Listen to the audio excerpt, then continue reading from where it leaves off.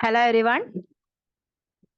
അപ്പൊ നമ്മള് ഇന്ന് പുതിയൊരു ചാപ്റ്റർ ആണ് നോക്കുന്നത്, അല്ലെങ്കിൽ പുതിയൊരു ടെക്സ്റ്റ് ആണ് നമ്മൾ ഡിസ്കസ് ചെയ്യുന്നത്. ക്രിയേറ്റീവ് റൈറ്റിംഗ് എന്നാണ് കേട്ടോ അതിന്റെ ടെക്സ്റ്റിന്റെ പേര്. ക്രിയേറ്റീവ് റൈറ്റിംഗ്, സർഗാത്മകമായിട്ടുള്ള രചനകൾ. ഓക്കെ, അപ്പം ക്രിയേറ്റീവ് റൈറ്റിംഗ് എന്ന് പറയുന്നത് BGG 174 ആണ് അതിന്റെ code. BGG 174. Okay, creative writing. അപ്പൊ റൈറ്റിങ്ങിനെ കുറിച്ച് നമ്മൾ കേട്ടിട്ടുണ്ടാവും, നമ്മുടെ രചനകളെ കുറിച്ച് നമ്മൾ കേട്ടിട്ടുണ്ടാവും. പല പല പ്രശസ്തരായ വ്യക്തികളും പല രീതിയിലുള്ള രചനകൾ നടത്തിയിട്ടുണ്ട് അല്ലെ. ടാഗോർ, അതുപോലെ തന്നെ നമ്മുടെ ബഷീർ, അതുപോലെ തന്നെ നമ്മുടെ സുഗതകുമാരി, ഇതൊക്കെ നമ്മുടെ സർഗാത്മകമായിട്ടുള്ള രചനകൾ നടത്തിയിട്ടുള്ള കഥാകാരന്മാരും അതുപോലെ തന്നെ സാഹിത്യകാരന്മാരാണ്. അപ്പൊ ആ രീതിയിൽ നോക്കുകയാണെങ്കിൽ നമ്മൾക്ക് റൈറ്റിങ്ങിനെ കുറിച്ച് അറിയാം, അല്ലെങ്കിൽ സാഹിത്യത്തെ കുറിച്ച് നമുക്കറിയാം.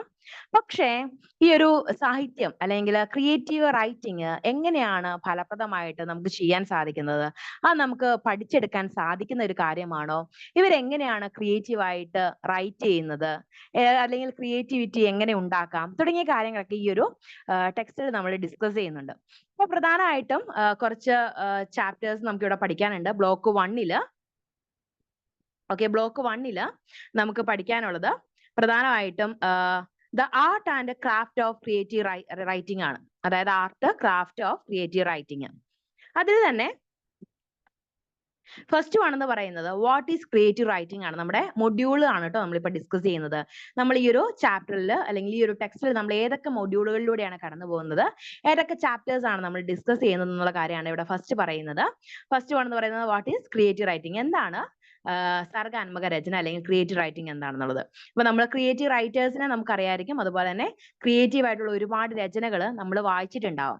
അപ്പം അതുപോലെ തന്നെ ബഷീറിന്റെ ഒരുപാട് കഥകളുണ്ട്, വളരെയധികം രസകരമായിട്ട് നമുക്ക് തോന്നിയിട്ടുള്ള ഒരുപാട് ചെറുകഥകൾ, നോവലുകളൊക്കെ നമ്മൾ വായിച്ചിട്ടുണ്ടാവും. അപ്പൊ ഇത്തരത്തിലുള്ള ക്രിയേറ്റീവ് റൈറ്റിംഗ് എന്താണെന്നുള്ളത് ഫസ്റ്റ് പഠിക്കുന്നു. സെക്കൻഡ് എന്ന് പറയുന്നത് general principles of creative writing ആണ്. അതായത് പൊതുവായിട്ടുള്ള തത്വങ്ങൾ. ക്രിയേറ്റീവ് റൈറ്റിംഗ് എന്ന് പറയുന്നത് ഒരു കലയാണ്. അല്ലാതെ വെറുതെ നമ്മൾ എന്തെങ്കിലും വാരിവലിച്ച് എഴുതിയാൽ അത് ക്രിയേറ്റീവ് ആവില്ല, അതൊരു സർഗാത്മക രചനയാവില്ല. നമ്മൾ അതിന് പൊതുവായ തത്വങ്ങളുണ്ട്, അതിനൊരു ഓർഡർ ഉണ്ട്, അതിനൊരു മാനദണ്ഡങ്ങളുണ്ട്. അപ്പൊ ഇതെല്ലാം കൂടി ചേർന്നാലേ അതൊരു ക്രിയേറ്റീവ് ആയിട്ടുള്ള ഒരു പ്രൊഡക്റ്റ് ആയിട്ട് മാറുകയുള്ളൂ. അപ്പോൾ ജനറൽ പ്രിൻസിപ്പിൾസ് എന്ന് പറയുന്നത് നമുക്ക് ഈ ഒരു ക്രിയേറ്റീവ് റൈറ്റിങ്ങിനെ കുറിച്ച് പഠിക്കുമ്പോൾ പ്രധാനമായിട്ട് നമ്മൾ ഓർത്തിരിക്കേണ്ട ഒരു കാര്യമാണ്. തേർഡ് വൺ എന്ന് പറയുന്നത് എന്താണ്? സ്ട്രക്ചർ ഓഫ് മെറ്റീരിയൽ ആണ്. അതായത് നമ്മൾ ക്രിയേറ്റീവ് റൈറ്റിംഗ് നടത്തുമ്പോൾ അതിന്റെ ഒരു സ്ട്രക്ചർ ഉണ്ടാവാം. അപ്പൊ അത് ഒരു ക്രിയേറ്റീവ് ആണോ നോൺ ക്രിയേറ്റീവ് രചനയാണോ എന്നുള്ളത് നമ്മൾ ആദ്യം കണ്ടെത്തണം. അതിന്റെ ശൈലികൾ എങ്ങനെയാണെന്ന് നമ്മൾ കണ്ടെത്തണം. പ്രത്യേകിച്ച് ഇപ്പോൾ പല രീതിയിൽ നമുക്ക് റൈറ്റേഴ്സ് രചനകൾ നടത്തുന്നത് നമ്മൾ കണ്ടിട്ടുണ്ടാവാം. ഒന്നെങ്കിൽ അവര് അനുഭവിച്ച കാര്യങ്ങളായിട്ട് അവർ ചില കഥകൾ ഉണ്ടാക്കും, അല്ലെങ്കിൽ എന്താണ് മറ്റുള്ള ജീവിതം അല്ലെങ്കിൽ മറ്റുള്ള കഥാപാത്രങ്ങളെ വെച്ചുകൊണ്ട് അവരൊരു കഥകൾ ഉണ്ടാക്കാറുണ്ട്. അപ്പൊ അതിന്റെ സ്ട്രക്ചർ, അതിന്റെ മെറ്റീരിയൽസ്, കാര്യങ്ങളെല്ലാം നമ്മൾ കൃത്യമായിട്ട് മനസ്സിലാക്കിയിരിക്കണം. പിന്നെ എൻഷുറിങ് റീഡബിലിറ്റി, അതും ഈ ഒരു ക്രിയേറ്റീവ് റൈറ്റിംഗിന്റെ ആയിട്ട് ബന്ധപ്പെട്ട ഒരു പ്രധാനപ്പെട്ട കാര്യമാണ്. അതിന്റെ റീഡബിലിറ്റി എന്ന് പറയുന്നത് എത്രത്തോളം ഉണ്ടെന്നുള്ള കാര്യം കൂടെ നമ്മൾ മനസ്സിലാക്കണം. പ്രത്യേകിച്ച് ഈ കലാകാരന്മാരൊക്കെ അല്ലെങ്കിൽ സാഹിത്യകാരന്മാരൊക്കെ അവരുടെ രചനകൾ നടത്തുമ്പോൾ അവർ പ്രധാനമായിട്ടും അവരുടെ രചനകൾ ആളുകൾ വായിക്കാൻ താല്പര്യപ്പെടുന്നതാണോ, അല്ലെങ്കിൽ അവർക്ക് കൂടുതൽ ഇൻട്രസ്റ്റിംഗ് ആണോ, അല്ലെങ്കിൽ ബോർ അടിക്കുന്ന രീതിയിലാണോ ഞാൻ എഴുതുന്നത്, ഈ തുടങ്ങിയ കാര്യങ്ങളൊക്കെ അവർ കൃത്യമായിട്ട് ആലോചിച്ചുറപ്പിച്ച് അല്ലെങ്കിൽ മറ്റുള്ളവരുടെ അഭിപ്രായങ്ങളൊക്കെ തേടിയതിനു ശേഷമായിരിക്കും അവർ ഓരോ രചനകൾ കംപ്ലീറ്റ് ചെയ്യുക. അപ്പൊ ആ രീതിയിൽ ഈ ഒരു എൻഷുറിങ് റീഡബിലിറ്റി എന്ന് പറയുന്ന ഒരു കോൺസെപ്റ്റും നമ്മൾ ഈ ഒരു ക്രിയേറ്റീവ് റൈറ്റിംഗിൽ ഉൾപ്പെടുന്ന ഒരു കാര്യം തന്നെയാണ്. ഈ സെക്കൻഡ് ബ്ലോക്കിൽ നമുക്ക് പഠിക്കാനുള്ളത് മോഡ്സ് ഓഫ് ക്രിയേറ്റീവ് റൈറ്റിംഗ് ആണ്. ഇതിന്റെ ക്രിയേറ്റീവ് റൈറ്റിങ്ങിന്റെ പല പ്രധാനപ്പെട്ട മോഡ്സ് ഏതൊക്കെയാണെന്നുള്ളത്. ഒന്ന് ഫീച്ചർ റൈറ്റിംഗ് ആണ്. നമ്മൾ നമ്മുടെ പത്രങ്ങളിലൊക്കെ ഫീച്ചേഴ്സ് എഴുതുന്ന ആളുകളെ കണ്ടിട്ടുണ്ടാവും അല്ലെ. അപ്പൊ അതും ഒരു വേ ഓഫ് റൈറ്റിംഗിൽ ഉൾപ്പെടുന്നതാണ്. അത് നോവലോ അല്ലെങ്കിൽ അതൊരു ക്രിയാത്മകമായിട്ട് അല്ലെങ്കിൽ സർഗാത്മകമായ ഒരു രചനയല്ല ഫീച്ചർ റൈറ്റിംഗ് എന്ന് പറയുന്നത്. അപ്പൊ ഈ ഒരു ഫീച്ചർ റൈറ്റിംഗ് നമ്മളെ സംബന്ധിച്ചിടത്തോളം ഒരു ക്രിയേറ്റീവ് റൈറ്റിംഗിന്റെ ഒരു മോഡാണെന്ന് പറയാം. അപ്പൊ അത് വേറെ രീതിയിൽ സംഭവങ്ങളെ അടിസ്ഥാനമാക്കിയിട്ട് ഫീച്ചേഴ്സ് എഴുതുന്ന ആളുകൾ ഉണ്ടാവാം. അത് വളരെ രസകരമായിട്ട് ഭാവനാപൂർവ്വം അവര് എഴുതി തീർക്കാം. അതൊരു സംഭവങ്ങളെ അടിസ്ഥാനപ്പെടുത്തിയാണ് അവർ ഫീച്ചേഴ്സ് കാര്യങ്ങളൊക്കെ എഴുതുന്നത്. അത് ആളുകൾക്ക് വായിക്കാനായിട്ട് കൂടുതൽ രസകരമാക്കി എഴുതുന്നു എന്നുള്ള ഒരു ഡിഫറൻസ് മാത്രമേ ഉള്ളൂ. അപ്പൊ ഫീച്ചർ റൈറ്റിംഗ് അതുപോലെ തന്നെ ഷോർട്ട് സ്റ്റോറി റൈറ്റിംഗ് അതൊരു ക്രിയേറ്റീവ് റൈറ്റിംഗിന്റെ ഒരു പ്രധാനപ്പെട്ട മോഡാണ് അല്ലെ. ഷോർട്ട് സ്റ്റോറീസിനെ കുറിച്ച് നമുക്കറിയാം. പല ഷോർട്ട് സ്റ്റോറീസ് നമ്മൾ വായിച്ചിട്ടുണ്ടാവാം. ബഷീറിനും അതുപോലെ തന്നെ മാധവിക്കുട്ടിക്കൊക്കെ ഒരുപാട് ഷോർട്ട് സ്റ്റോറീസും കാര്യങ്ങളൊക്കെ എഴുതിയിട്ടുണ്ടാവാം. അപ്പൊ ആ രീതിയിൽ ഷോർട്ട് സ്റ്റോറീസ് എന്ന് പറയുന്നത് വളരെ 8 10 പേജുകളിൽ ഒതുങ്ങുന്ന വളരെ ബഹുലമായ ഒരു സംഭവങ്ങളോ അല്ലെങ്കിൽ എന്തെങ്കിലും ഒരു ഇൻസിഡൻസ് കാര്യങ്ങളൊക്കെ വളരെ രസകരമായിട്ട് ഒരു ഷോർട്ട് സ്റ്റോറി ആയിട്ട് നമ്മുടെ മുന്നിൽ അവതരിപ്പിക്കപ്പെടാറുണ്ട്. അതുകൊണ്ട് ഷോർട്ട് സ്റ്റോറീസ് എന്ന് പറയുന്നത് വളരെ രസകരമായിട്ടും അതുപോലെ തന്നെ സർഗാത്മകതയുള്ളതുമായിരിക്കാം. നമ്മുടെ ജീവിതത്തിൽ സംഭവിക്കാനായിട്ട് ഒരിക്കലും സാധ്യതയില്ലാത്ത കുറേ കാര്യങ്ങൾ നമുക്ക് രചനകളിലൂടെ നമുക്ക് എഴുതി പിടിപ്പിക്കാനായിട്ട് സാധിക്കും. ചിലപ്പോൾ ചില ആളുകളൊക്കെ പറയുന്നത് കേട്ടിട്ടുണ്ടാവും അല്ലെ. അല്ലെങ്കിൽ ചില രചനകളിൽ നമ്മൾ വായിക്കുമ്പോൾ നമ്മൾ വായിച്ച് കേട്ടിട്ടുണ്ടാവാം ഇങ്ങനെ അവളുടെ മുഖം സൂര്യനെ പോലെ തിളങ്ങി എന്നുള്ളത്. അപ്പൊ ശരിക്കും അതെന്താണ്? അതൊരു ഭാവനയിൽ നിന്ന് ഉണരുന്ന ഒരു കാര്യമാണ് അല്ലെങ്കിൽ സർഗാത്മക രചനയാണത്. ഒരിക്കലും സൂര്യനെ അവിടെ കൊണ്ടുവന്ന് വെച്ച് തിളങ്ങുന്നത് പോലെ ആയിരിക്കില്ല ആ ഒരു സംഭവത്തെ അവിടെ പറയുന്നത്. അതൊരു ഒരു യാദൃശ്ചികമായിട്ട് അല്ലെങ്കിൽ ഒരു സാധനത്തിനെ മറ്റൊന്നിനോട് ഉപമിക്കുന്ന രീതിയിൽ നമുക്ക് ക്രിയാത്മകമായിട്ട് അല്ലെങ്കിൽ സർഗാത്മകമായിട്ട് വളരെ രസകരമായിട്ട് നമുക്ക് ഷോർട്ട് സ്റ്റോറീസിലും നോവൽസിലും ഒക്കെ എഴുതാനായിട്ട് സാധിക്കും. അപ്പൊ ഷോർട്ട് സ്റ്റോറി റൈറ്റിംഗ് എന്ന് പറയുന്നത് ക്രിയേറ്റീവ് റൈറ്റിംഗ് ആണ്. അതുപോലെ തന്നെ റൈറ്റിംഗ് പോയട്രി എന്ന് പറയുന്നത് നമ്മുടെ കവിതകൾ എഴുതുന്നതും ഈ ഒരു ക്രിയേറ്റീവ് റൈറ്റിംഗിൽ ഉൾപ്പെടുന്ന ഒരു കാര്യമാണ്. പല നല്ല രീതിയിലുള്ള നല്ല കവിതകളും നമുക്ക് അറിയാം. ആ ഒരു കവിതകൾ എഴുതുന്നത് പ്രത്യേകിച്ച് പറയുകയാണെങ്കിൽ നമ്മുടെ ഭാവനയിൽ നിന്ന് ഉണരുന്ന ഒരുപാട് കവിതകൾ നമ്മൾ വായിച്ചിട്ടുണ്ടാവാം. അപ്പൊ ഈ ഒരു പോയട്രി എന്ന് പറയുന്നത് നമ്മുടെ ക്രിയേറ്റീവ് റൈറ്റിംഗിന്റെ ഒരു ഉപവിഭാഗമായിട്ട് നമുക്ക് കാണാനായിട്ട് സാധിക്കും. പിന്നെ നെക്സ്റ്റ് എന്ന് പറഞ്ഞ ഇമാജിനറി ആൻഡ് സിംബൽസ് ആണ്. ഇമാജിനറി അതായത് ഭാവന അതുപോലെ തന്നെ സിംബൽസ് ഇതൊക്കെ നമ്മുടെ ക്രിയേറ്റീവ് റൈറ്റിംഗിൽ ഉൾപ്പെടുന്ന ഒരു കാര്യമാണ്. ഞാൻ നേരത്തെ പറഞ്ഞു അല്ലെ, സൂര്യനെ പോലെ തിളങ്ങുന്ന മുഖമുള്ളവൾ എന്നൊക്കെ നമ്മൾ കഥകളിൽ വായിച്ചു കേട്ടിട്ടുണ്ടാവും. പക്ഷെ അങ്ങനെയാണോ? കൃത്യമായിട്ട് നമ്മൾ അങ്ങനെ സൂര്യനെ പോലെ ജ്വലിക്കുന്ന ഒരു മുഖം നമ്മൾ ചിലപ്പോൾ കാണുകയില്ല. സൂര്യനെ അവിടെ കൊണ്ടുവന്ന് നമുക്ക് അതിന്റെ തിളക്കം ആസ്വദിക്കാൻ നമുക്ക് സാധിക്കില്ല. സൂര്യനെ നമുക്ക് ഡയറക്റ്റ് ആയിട്ട് നോക്കുന്നത് തന്നെ നമ്മുടെ കണ്ണിന്റെ കേടാണ് അല്ലെ. അപ്പൊ ആ രീതിയിൽ ഒരു ഭാവന ഉണർത്തുന്ന രീതിയിൽ അല്ലെങ്കിൽ അതിന്റെ നമുക്ക് കൂടുതൽ രസകരമായിട്ട് അതിനെ വിഷ്വലൈസ് ചെയ്യുന്ന രീതിയിലാണ് ഓരോ രചനകള് ക്രിയേറ്റീവ് ആയിട്ടുള്ള എഴുത്തുകാർ എഴുതുന്നത്. അപ്പൊ അത് നമ്മുടെ ഭാവന ഉണർത്താനും അതുപോലെ തന്നെ നമുക്ക് കൂടുതലായിട്ട് ആ ഒരു വസ്തുവിനെ നമുക്കറിയാവുന്ന ഒരു കാര്യത്തോട് ഉപമിക്കുന്നതിനൊക്കെയാണ് ഈ ഒരു ഇമാജിനറി ആൻഡ് സിംബൽസ് ഒക്കെ നമ്മൾ ഈ ഒരു ക്രിയേറ്റീവ് റൈറ്റിംഗിൽ ഉൾപ്പെടുന്നത്. ഇപ്പൊ താമര ഇതളുകൾ പോലെയുള്ള കണ്ണുകൾ എന്നൊക്കെ നമ്മൾ പറയുന്നത് ആ ഒരു രൂപം നമ്മുടെ മനസ്സിലേക്ക് വരാനായിട്ടാണ്. അപ്പൊ നമ്മുടെ ഭാവന ഉയർത്തുന്ന അല്ലെങ്കിൽ ഉണർത്തുന്ന ഒരു രചനകളാണ് ക്രിയേറ്റീവ് റൈറ്റിംഗ്സ് നമുക്ക് ഉറപ്പിച്ച് പറയാൻ സാധിക്കും. അപ്പൊ ഈ ഒരു മോഡ്സ് ഓഫ് ക്രിയേറ്റീവ് റൈറ്റിംഗിൽ ഈ ഇത്രയും കാര്യങ്ങളാണുള്ളത്. ഷോർട്ട് സ്റ്റോറീസ്, ഫീച്ചർ റൈറ്റിംഗ്സ്, അതൊക്കെ. ഇനി നമുക്ക് ബ്ലോക്ക് 3 പഠിക്കാനുള്ളത് writing and for the media എന്നാണ്. അപ്പൊ മീഡിയ എന്ന് പറയുന്നത് നമുക്ക് പല രീതിയിലുണ്ട്. മീഡിയാസ് പത്രങ്ങള്, അതുപോലെ തന്നെ നമ്മുടെ ചാനലുകള്, TV, റേഡിയോ, ഇതെല്ലാം നമ്മുടെ മീഡിയാസ് ആണ്.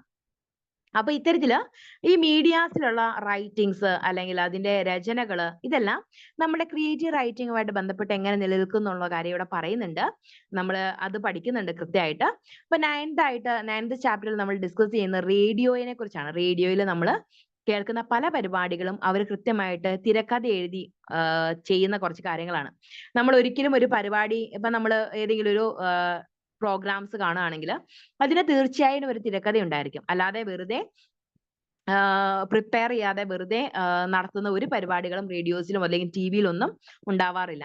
റേഡിയോസിലാണെങ്കിലും TV-യിലാണെങ്കിലും ഇപ്പൊ ഈവൻ വാർത്തകൾ വായിക്കുന്നവരാണെങ്കിൽ പോലും ഒന്ന് റെഫർ ചെയ്തിട്ട് കൃത്യമായിട്ട് പ്ലാൻ ചെയ്ത് തിരക്കഥ പോലെ അവര് എന്തൊക്കെ ചെയ്യണം എന്നുള്ള കാര്യം കൃത്യമായിട്ട് മനസ്സിലാക്കിയതിന് ശേഷം മാത്രമേ അവർ പ്ലാറ്റ്ഫോമിലേക്ക് വരാറുള്ളൂ. അപ്പൊ TV-യും അതുപോലെ തന്നെ റേഡിയോയും ഒക്കെ ഈ ഒരു മീഡിയാസിൽ ഈ രചനകൾക്കുള്ള പ്രാധാന്യം എഴുതി പിടിപ്പിക്കുന്ന ഒരു കാര്യമാണ്. അതുപോലെ തന്നെയാണ് അണ്ടർസ്റ്റാൻഡിങ് ന്യൂ മീഡിയ എന്ന് പറയുന്ന ഒരു കോൺസെപ്റ്റ് നമ്മൾ പഠിക്കുന്നുണ്ട്. ഇന്ന് റേഡിയോ, TV മാത്രമല്ലാതെ പല രീതിയിലുള്ള മാധ്യമങ്ങൾ നമ്മൾ പരിചയപ്പെടുന്നുണ്ട്. അപ്പൊ ഈ മാധ്യമങ്ങളിലെല്ലാം എഴുത്ത് വളരെയധികം പ്രധാനപ്പെട്ട ഒരു കാര്യം തന്നെയാണ്, സ്ക്രിപ്റ്റ് റൈറ്റിംഗ് എന്ന് പറയുന്നത്. അപ്പം സ്ക്രിപ്റ്റ് റൈറ്റിംഗ് പല പരിപാടികളിലും നമ്മൾ പ്രധാനപ്പെട്ട ഒരു കേന്ദ്ര വസ്തുവാണ്. അതുപോലെ തന്നെ ചില പ്രധാനപ്പെട്ട ഇപ്പൊ യൂട്യൂബ് ആണെങ്കിലും ഒക്കെ നമുക്ക് ഓരോ കണ്ടന്റ് ക്രിയേറ്റേഴ്സ് അവരുടെ രചനകൾ അല്ലെങ്കിൽ അവരുടെ അഭിനയങ്ങളൊക്കെ ഉണ്ടാക്കുന്നത് ഇത്തരത്തിലുള്ള ക്രിയാത്മകമായിട്ടുള്ള രചനകളിലൂടെയാണ്. അല്ലെങ്കിൽ അവർ തിരക്കഥ എഴുതിയിട്ടാണ് അവർ ഓരോ കാര്യങ്ങൾ അഭിനയിക്കുകയും കൊണ്ടു നടക്കുകയൊക്കെ ചെയ്യുന്നത്. പിന്നെ റൈറ്റിംഗ് ഫോർ ന്യൂ മീഡിയ എന്ന് പറയുന്ന ഒരു കോൺസെപ്റ്റും കൂടെ നമുക്ക് പഠിക്കാനുണ്ട്. നെക്സ്റ്റ് എന്ന് പറയുന്നത് പ്രിപ്പയറിംഗ് ഫോർ പബ്ലിക്കേഷൻസ് ആണ്. അപ്പൊ പബ്ലിക്കേഷൻ എന്ന് പറയുന്നത് പ്രസിദ്ധീകരണമാണ്. നമ്മുടെ ക്രിയേറ്റീവ് റൈറ്റിങ്ങിനെ കുറിച്ച് പറഞ്ഞു, അതിന്റെ മോഡ്സ് പറഞ്ഞു, അതുപോലെ തന്നെ നമ്മൾ ഒരു റൈറ്റിംഗ് ഫോർ മീഡിയ എന്ന് പറയുന്ന കോൺസെപ്റ്റും പറഞ്ഞു. അപ്പൊ ഇത്തരം കോൺസെപ്റ്റുകളിൽ നിന്ന് നമ്മൾ പബ്ലിഷിംഗ് എന്ന് പറയുന്ന കോൺസെപ്റ്റിലേക്ക് എത്തുമ്പോൾ കൂടുതലായിട്ട് ശ്രദ്ധിക്കേണ്ട ഒരു കാര്യം എന്താണെന്ന് വെച്ച് കഴിഞ്ഞാൽ, ഈ പ്രസിദ്ധീകരണത്തിനെത്തുന്ന മാധ്യമങ്ങൾ അല്ലെങ്കിൽ പ്രസിദ്ധീകരണത്തിലെത്തുന്ന രചനകൾ വളരെയധികം ക്രോസ് ചെക്ക് ചെയ്തിട്ടായിരിക്കും നമ്മൾ കൊണ്ടുവരിക. കാരണം അതിലെ തെറ്റുകൾ വരുത്തി കഴിഞ്ഞാൽ അത് ദുരുവ്യാപകമായിട്ടുള്ള പ്രത്യാഘാതങ്ങൾ ഉണ്ടാക്കും അല്ലെ. അപ്പം നല്ല രീതിയിൽ ക്ലിയർ ചെയ്ത് വളരെയധികം നല്ല രീതിയിൽ എഡിറ്റ് ചെയ്തിട്ടുള്ള ലേഖനങ്ങളായിരിക്കും പബ്ലിഷിങ്ങിന് കൊടുക്കുക. അപ്പം പ്രിപ്പയറിംഗ് എ മാനുസ്ക്രിപ്റ്റ് എന്ന് പറയുന്ന ഒരു കോൺസെപ്റ്റ് പ്രിപ്പയറിംഗ് ഫോർ പബ്ലിക്കേഷൻ എന്ന് പറയുന്ന ഒരു ബ്ലോക്കിൽ നമുക്ക് പഠിക്കാനുണ്ട്. മാനുസ്ക്രിപ്റ്റ് എന്ന് പറയുന്നത് കയ്യെഴുത്ത് പ്രതിയാണ്. പല രചനകളിലും അല്ലെങ്കിൽ പല മീഡിയാസിലും നമ്മൾ കയ്യെഴുത്ത് പ്രതി ഉപയോഗിക്കാറുണ്ട് അല്ലെ. ചിലപ്പോൾ നമ്മൾ കോളേജുകളിലൊക്കെ പഠിക്കുമ്പോൾ നമ്മുടെ സാഹിത്യ ക്ലബ്ബുകളിലൊക്കെ ഈ കയ്യെഴുത്ത് പ്രതിയൊക്കെ നമ്മൾ കണ്ടിട്ടുണ്ടാവാം. അപ്പൊ അത് പ്രിപ്പയറിംഗ് മാനുസ്ക്രിപ്റ്റ് എന്ന് പറയുന്നത് നമുക്ക് പഠിക്കാനുണ്ട്. നമ്മളും ക്രിയേറ്റീവ് റൈറ്റേഴ്സ് ആവാൻ വേണ്ടിയിട്ട് ഉള്ള എല്ലാ കാര്യങ്ങളും നമ്മൾ ഈ ഒരു ടെക്സ്റ്റിൽ പഠിക്കുന്നുണ്ട് കേട്ടോ. അപ്പൊ മാനുസ്ക്രിപ്റ്റ് എങ്ങനെ എഴുതാം എന്നുള്ള കാര്യം ഇവിടെ പറയുന്നുണ്ട്. അതുപോലെ തന്നെ റീറൈറ്റ് ആൻഡ് എഡിറ്റിംഗ്. അപ്പൊ നമ്മള് ചിലപ്പോൾ നമ്മളൊരു രചന, ഇപ്പൊ നോവൽ നമ്മൾ എഴുതുകയാണെങ്കിൽ നമ്മൾ എഴുതി പൂർത്തിയാക്കിയതിന് ശേഷം നമ്മൾ ഒന്നുകൂടെ വായിച്ചു നോക്കുമ്പോൾ പല രീതിയിലുള്ള അസ്വസ്ഥതകൾ നമുക്ക് ചിലപ്പോൾ കാണാനായിട്ട് സാധിക്കും. ചിലപ്പോൾ ഒരേ വേർഡ് തന്നെ 2 തവണ യൂസ് ചെയ്തിട്ടുണ്ടാവാം, അല്ലെങ്കിൽ ആ രചനയ്ക്ക് ചിലപ്പോൾ ഒരു കണ്ടിന്യൂഷൻ നമുക്ക് ഫീൽ ചെയ്യാനായിട്ട് സാധിക്കാതെ വരാം. അപ്പൊ ആ രീതിയിൽ എന്തെങ്കിലും ഒരു ഡിഫിക്കൽട്ടീസ് അല്ലെങ്കിൽ എന്തെങ്കിലും ഒരു പൊരുത്തക്കേടുകൾ നമുക്ക് തോന്നിയിട്ടുണ്ടെങ്കിൽ അതൊന്നുകൂടെ റീറൈറ്റ് ചെയ്യാൻ നമ്മൾ ശ്രമിക്കാറുണ്ട്. അതുപോലെ തന്നെയാണ് അത് വേണ്ടാത്ത കാര്യങ്ങളൊക്കെ എഡിറ്റ് ചെയ്ത് അത് വളരെ മനോഹരമാക്കാനായിട്ടൊക്കെ ഈ ഒരു റീറൈറ്റിങ്ങിനും എഡിറ്റിങ്ങിനും ഒക്കെ കൊണ്ട് സാധിക്കും. അപ്പം ഈ ഒരു പബ്ലിഷ് ചെയ്യുന്നതിന് മുമ്പ് നമ്മൾ എന്താണ് ചെയ്യേണ്ടത്? നമ്മൾ റീറൈറ്റ് ചെയ്യുകയും നമ്മളൊന്ന് എഴുതിയ റഫ് ആയിട്ടുള്ള ഒരു കോപ്പി ഒന്നുകൂടെ ഒന്ന് വായിച്ചു നോക്കിയതിന് ശേഷം വേണ്ടാത്തതൊക്കെ മാറ്റിയിട്ട് വളരെ മനോഹരമായിട്ട് വാചകങ്ങൾ ഒന്നിച്ചൊന്നിച്ച് നിൽക്കുന്ന രീതിയിൽ വായിക്കാൻ വളരെ മനോഹരമായിട്ടുള്ള രീതിയിൽ ആ ഒരു കയ്യെഴുത്ത് പ്രതിനെ നമ്മൾ മാറ്റി നല്ല രീതിയിൽ റീറൈറ്റ് ചെയ്ത് അതുപോലെ തന്നെ എഡിറ്റ് ചെയ്യേണ്ട ഭാഗങ്ങളൊക്കെ എഡിറ്റ് ചെയ്ത് വൃത്തിയാക്കി പബ്ലിഷിന് വേണ്ടിയിട്ട് തയ്യാറാക്കണം. അതൊന്ന് പ്രസിദ്ധീകരിക്കാനായിട്ട് തയ്യാറാക്കി വെക്കണം. നെക്സ്റ്റ് എന്ന് പറയുന്നത് എത്തിക്സ് ഇൻ പബ്ലിഷിംഗ് ആണ്. അതായത് എത്തിക്സ് എന്ന് പറയുന്നത് നമ്മളെ സംബന്ധിച്ചിടത്തോളം എല്ലാ കാര്യങ്ങളിലും ഇമ്പോർട്ടന്റ് ആണ് അല്ലെ. നമുക്ക് ഒരു എത്തിക്സ് ഉണ്ടാവണം. അത് നമ്മുടെ വർക്കിലായാലും അതുപോലെ തന്നെ നമ്മുടെ ജീവിതത്തിലായാലും ഒരു എത്തിക്സോടെ നമ്മൾ പ്രവർത്തിക്കണമെന്ന് നമ്മൾ പറയാറുണ്ട്. അപ്പൊ അതുപോലെ തന്നെയാണ് നമ്മുടെ പ്രസിദ്ധീകരണത്തിൽ നമുക്ക് എത്തിക്സ് ഉണ്ടാവണം. മറ്റൊരാൾ പ്രസിദ്ധീകരിച്ച ലേഖനങ്ങളിൽ നിന്ന് കോപ്പി അടിച്ചുള്ള രീതിയിലുള്ള പഠനങ്ങൾ അല്ലെങ്കിൽ അതിന്റെ പ്രവർത്തനങ്ങളൊന്നും നമ്മൾ നടത്താൻ പാടില്ല. അതുപോലെ തന്നെ ഈ ഒരു പബ്ലിഷ് ചെയ്യുമ്പോഴുള്ള പ്രധാനപ്പെട്ട നിയമങ്ങളും കാര്യങ്ങളെല്ലാം നമ്മൾ കൃത്യമായിട്ട് നോക്കുക തന്നെ വേണം. എങ്കിൽ മാത്രമേ നല്ല രീതിയിലുള്ള ഒരു മികച്ച ഒരു രചന നമുക്ക് നമ്മുടെ നാട്ടുകാരുടെ മുമ്പിൽ അല്ലെങ്കിൽ നമ്മുടെ വായനക്കാരിലേക്ക് നമുക്ക് എത്തിക്കാനായിട്ട് സാധിക്കുള്ളൂ. പിന്നെ ലാസ്റ്റ് ആണ് പബ്ലിഷിംഗ് എന്ന് പറയുന്നത്. അപ്പൊ പബ്ലിഷിങ്ങിന് ചെയ്യാൻ വേണ്ടി അല്ലെങ്കിൽ പബ്ലിഷ് ചെയ്യാൻ വേണ്ടി എന്തെല്ലാം കാര്യങ്ങൾ നമ്മൾ ശ്രദ്ധിക്കണം എന്നുള്ള കാര്യങ്ങളൊക്കെ നമ്മൾ ലാസ്റ്റ് ചാപ്റ്ററിൽ വിശദമായിട്ട് ഡിസ്കസ് ചെയ്യുന്നുണ്ട്. ഓക്കെ, ഇത്തരം കാര്യങ്ങളാണ് നമ്മൾ ഇന്ന് പഠിക്കാൻ പോകുന്ന ടെക്സ്റ്റിലുള്ള പ്രധാനപ്പെട്ട മൊഡ്യൂൾസ്, അതിന്റെ പ്രധാനപ്പെട്ട ചാപ്റ്റേഴ്സ് നമ്മൾ ഡിസ്കസ് ചെയ്തു. അപ്പൊ ഇതിൽ നിന്നെല്ലാം മനസ്സിലാക്കേണ്ട ഒരു കാര്യം എന്താണെന്ന് വെച്ച് കഴിഞ്ഞാൽ ക്രിയേറ്റീവ് റൈറ്റിംഗ് എന്താണ്, ക്രിയേറ്റീവ് റൈറ്റിംഗ് എങ്ങനെ നമുക്ക് പഠിക്കാം, അത് പഠിക്കാൻ സാധിക്കുന്ന ഒരു കാര്യമാണോ, ക്രിയേറ്റീവ് റൈറ്റിംഗിൽ നമ്മൾ എന്തൊക്കെ ശ്രദ്ധിക്കണം തുടങ്ങിയ കാര്യങ്ങളെല്ലാം നമ്മൾ ഈ ഒരു ടോപ്പിക്കിലൂടെ നമ്മൾ കടന്നു പോകുന്നുണ്ട്. സോ നമുക്കെല്ലാം ക്രിയേറ്റീവ് റൈറ്റിംഗ് എന്താണെന്നും അതുപോലെ തന്നെ ക്രിയേറ്റീവ് റൈറ്റിംഗ് ചെയ്യാനുള്ള ഒരു സാധ്യതയും കൂടിയാണ് ഈ ഒരു ടെക്സ്റ്റിലൂടെ നമുക്ക് കിട്ടുന്നത്. ഓക്കെ, അപ്പൊ ഫസ്റ്റ് ചാപ്റ്റർ ഒന്ന് ജസ്റ്റ് നോക്കാം. ഫസ്റ്റ് ചാപ്റ്ററിൽ നമുക്ക്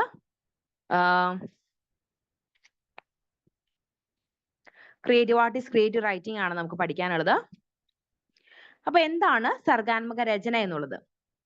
Creative writing is an expression of the writer's creative impulse. The writer expresses the nation or the feeling. You write because you feel the desire to liberate yourself or something.